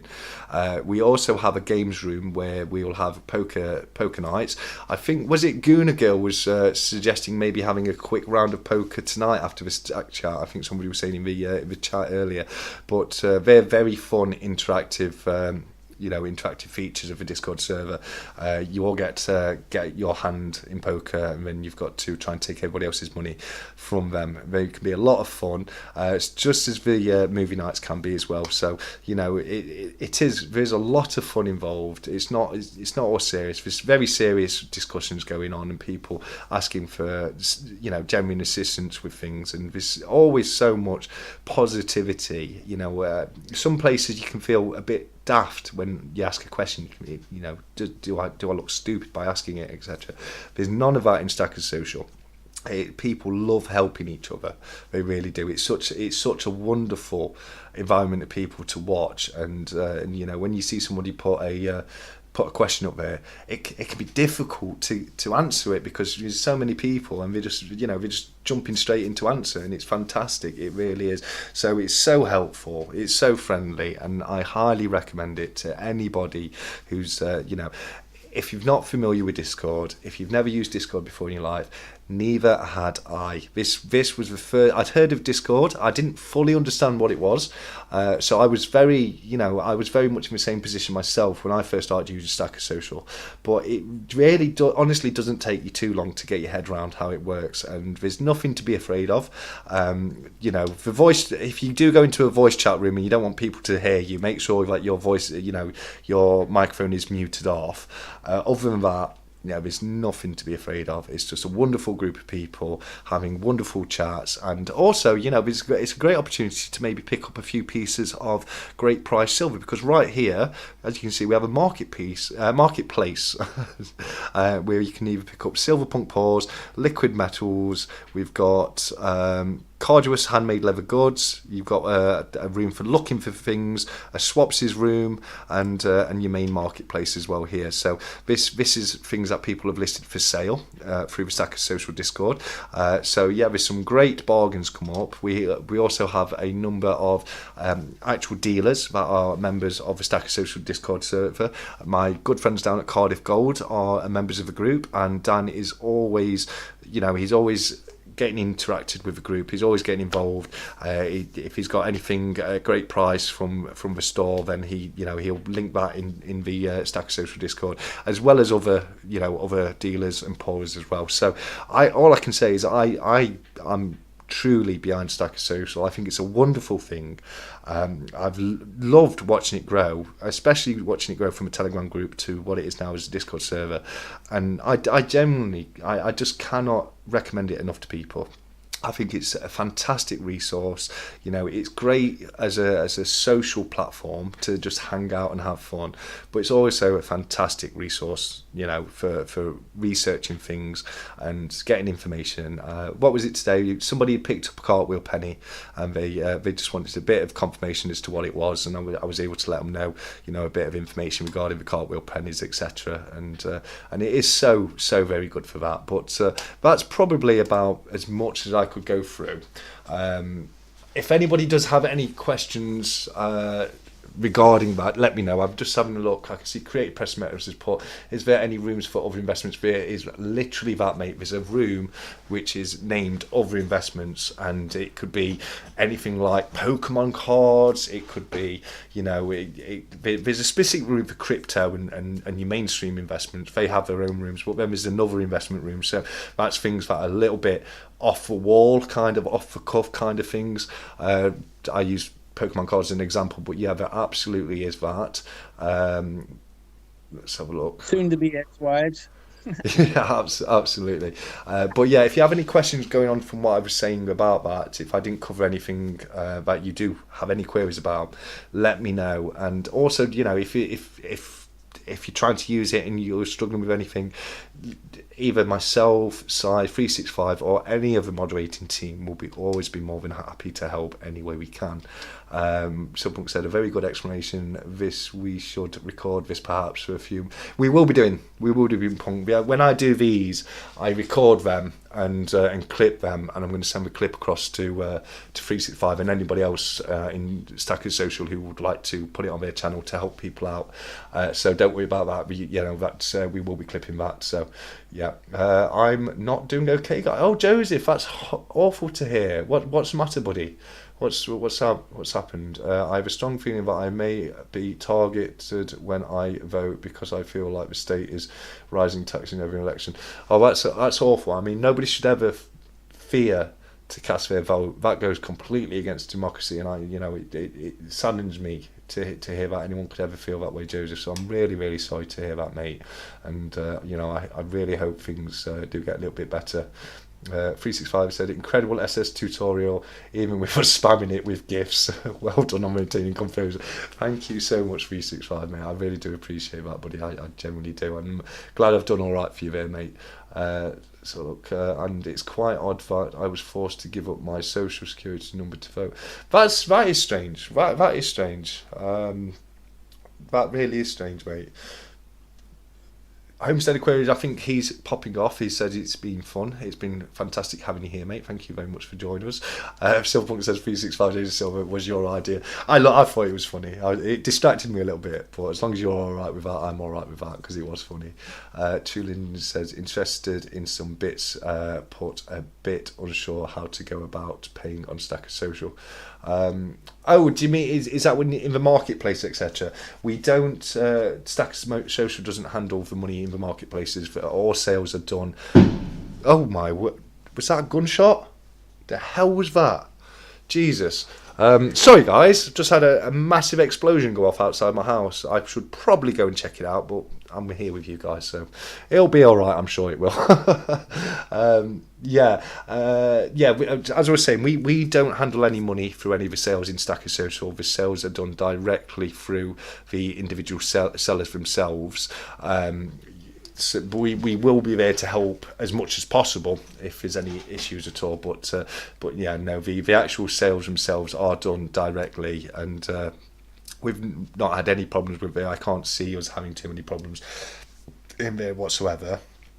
I would say, you know, if you're looking to buy something from someone, make sure it's somebody who's been an active member. You know, if someone turns up that day with a load of like ridiculously priced silver, maybe avoid it. But we've got a great, like I said, we've got a great moderating team who keeps an eye out on that kind of stuff. So, you know, I would say, you know, you should be all right. We do look into it as much as possible, and there's some fantastic guys on there selling pieces, but you do have to arrange that directly with the seller themselves. So I said that was a loud bang. Go check, mate. Could you guys hear that? Did you hear that bang? Did you? I heard it in the basket. Jesse, grab the bug out bag. I've got it. It's ready. I'm ready to go, guys. I don't know.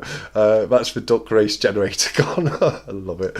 I was supposed to give myself. No, I don't get that. What do you know anything about that, Cranky? Like giving up your social security number to vote? I've never heard of anything like that. That's my email's on my channel page. Maybe he could email me and explain what the heck's going on, because I've never heard of such a thing. Yeah, no, it sounds awful. That does. It really does. So, yeah, no, email us, buddy, and let us know more about it. Coin Noob said, I've got beans and a spare toilet roll. I'm ready. That's it. Coin Noob's all set. He's got a spare roll of toilet paper and a tin of beans. What more could you need? TSC jump. I did. I generally did. That was loud. That was loud. News Nutter said, F for banks, pay peer-to-peer with cash. I'm all about a bit of bartering. I really am about a bit of bartering if possible. Cyber Zaman says Stacker Social has a seller's feedback group. Yes, it does. So thanks very much for bringing that back up. We do. Yeah, we have as many things there as possible where we try and help people with the selling. We have feedback rooms where people can like let people know when things have come through well. But I generally don't think we've had anything other than, you know, good sales that have just gone through no problems in the Discord as of yet. I generally do think it's gone very well. But same as say, we have a feedback room where if there's any issues at all, I would say if you have any issues with the sellers, speak to one of the moderators, see if there's anything we can do. But other than that, you know, there's a feedback room, etc.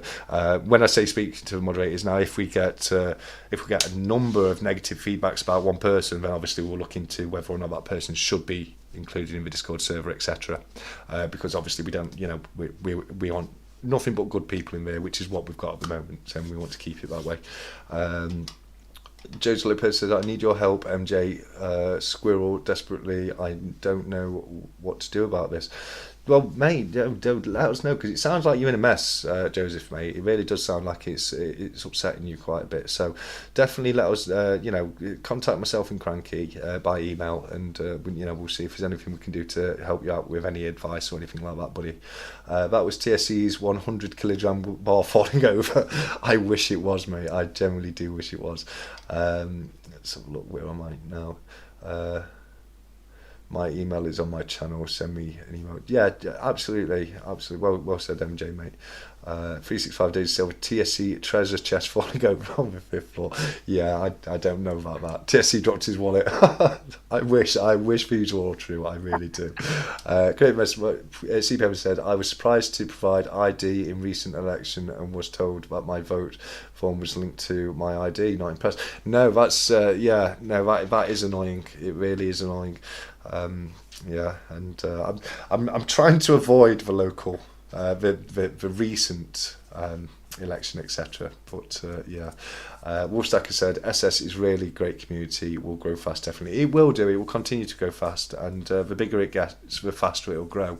I truly believe that it's going to snowball. You know, if you imagine, it started off as nothing, only a few months ago, and it's getting bigger and bigger all the time. And I can see so much potential in Stackers Social. I can see it doing so much good for people, with there's genuine people there who are there to help and talk, and it is a wonderful place. Rex has said, more specifically, it's his life-size Han Solo in carbonite silver bar falling over. I'd be gone, mate, if that was true. You wouldn't see me. I'd be there caressing it and making sure it was okay. Yes, I had to show my... Sorry, mate. I'm sorry, buddy. My phone is like just about to pop off to zero here. I'm gonna have to duck out. Well, that's no problem, Cranky. I can only thank you enough for being here, and I've had a wonderful chat. Is there anything you'd like to discuss very quickly before you go at all, or are you? No, let's just not wait so long next time. Absolutely. I absolutely. This has been just the greatest afternoon in a long time, and I appreciate each and every one of you. And this has made this day a lot less of this, a lot less cranky. I've had a very good time, and I always do, and I appreciate it, and bless everybody out there. Oh, thank you. I love what you do, Stack. And we love what you do, buddy. We really do, mate. And it's been fabulous having you on, mate. And you're absolutely right. It's we can't let it wait so long next time, and you'll have to come on. But if you ever just come into the chat, mate, and you want to pop on for 10 minutes quickly and have a quick chat, let me know. But we will definitely get you on for another main chat soon. You'll have to try and twist Tuli's arm to pop on quickly when you're next on, mate. I would love to. I was just thinking about that the other day. That's something that needs to happen. So yeah, absolutely. I'll work. I'm all over it. I'll work on that. That's 100% true. Rex put a quarter ounce of gold to a 1,000 members 365. That is so generous, mate. Has that been? Not sure if that's is that an official release there about the quarter ounce gold at 1,000 members. Let me know in the chat 365. Hopefully we'll get this soon. Yeah, absolutely. Cranky, we're getting some love for you in the comments. 365 put a brilliant comment right here. You are loved by all the community, Cranky. You really are, mate. You really are. And please don't ever for one second forget that. There's a lot of love in the community for you, Cranky. We see the stuff that you do for other people, like going into your pocket tonight, getting a Morgan dollar out to give away. You didn't have to do that, buddy, and it was incredibly generous of you, mate. And also, you're sending one over to CY and Jamie as well. So, mate, it's been an absolute pleasure having you on here with me, Cranky, tonight. And I really do hope that we can speak again soon, and I'm sure we will do. What are we saying, people? We're going over to Stackers Social for a poker game. There we go. Y'all stay safe, shoot straight, and keep stacking, y'all. Love ya. Absolutely. Cranky, you take care of yourself, buddy. I'm out. There we go. Yeah, Cranky, I can. You can still hear me until you go, but you're off the live stream now, buddy. Quick Q, when do you think SL will hit 10k? I don't think it's going to be too long. I generally don't think it will be too long. Let's have a look. Oh yeah, quarter ounce gold gore for 1k stack of social members. Yeah, so okay, yeah, I was being cagey then because I wasn't sure that we we'd announced that yet, but like 365 said in the chat, when we get to 1,000 members in Stacker Social, we're going to be giving away a quarter ounce gold coin. So definitely worth it. Definitely worth it. And I don't think it's going to be too long. And oh, here we go. I watched it a while ago in the goal room.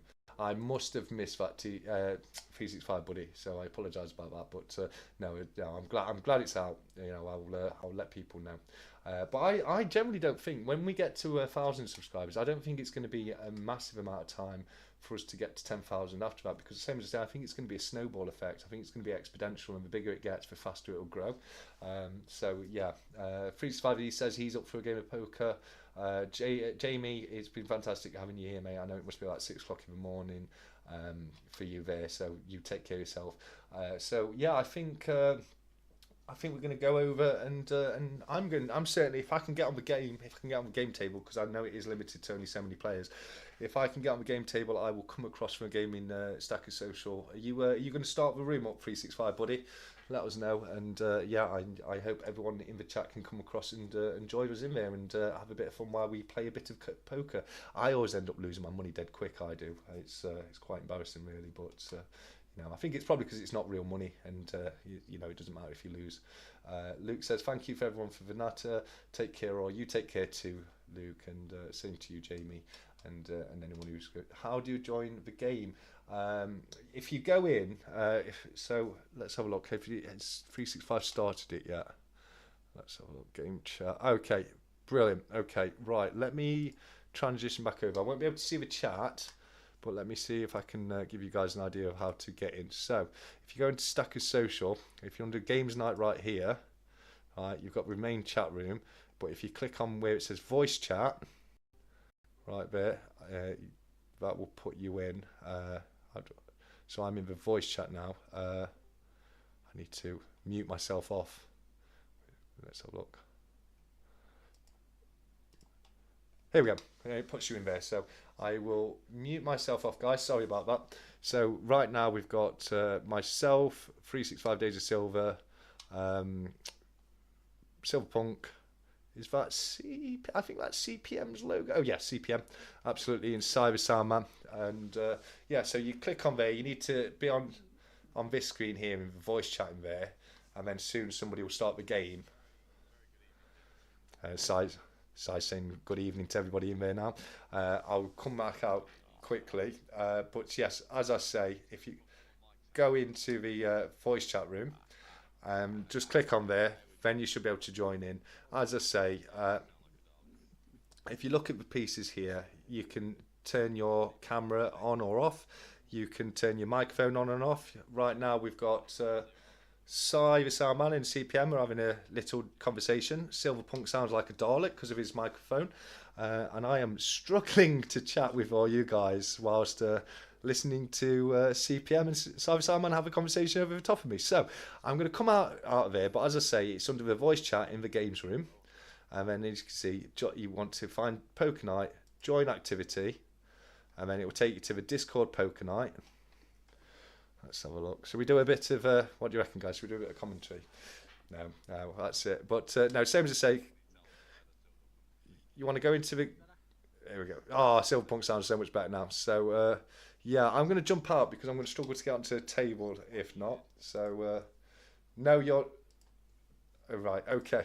That was awful. Right, guys, let me come out of here.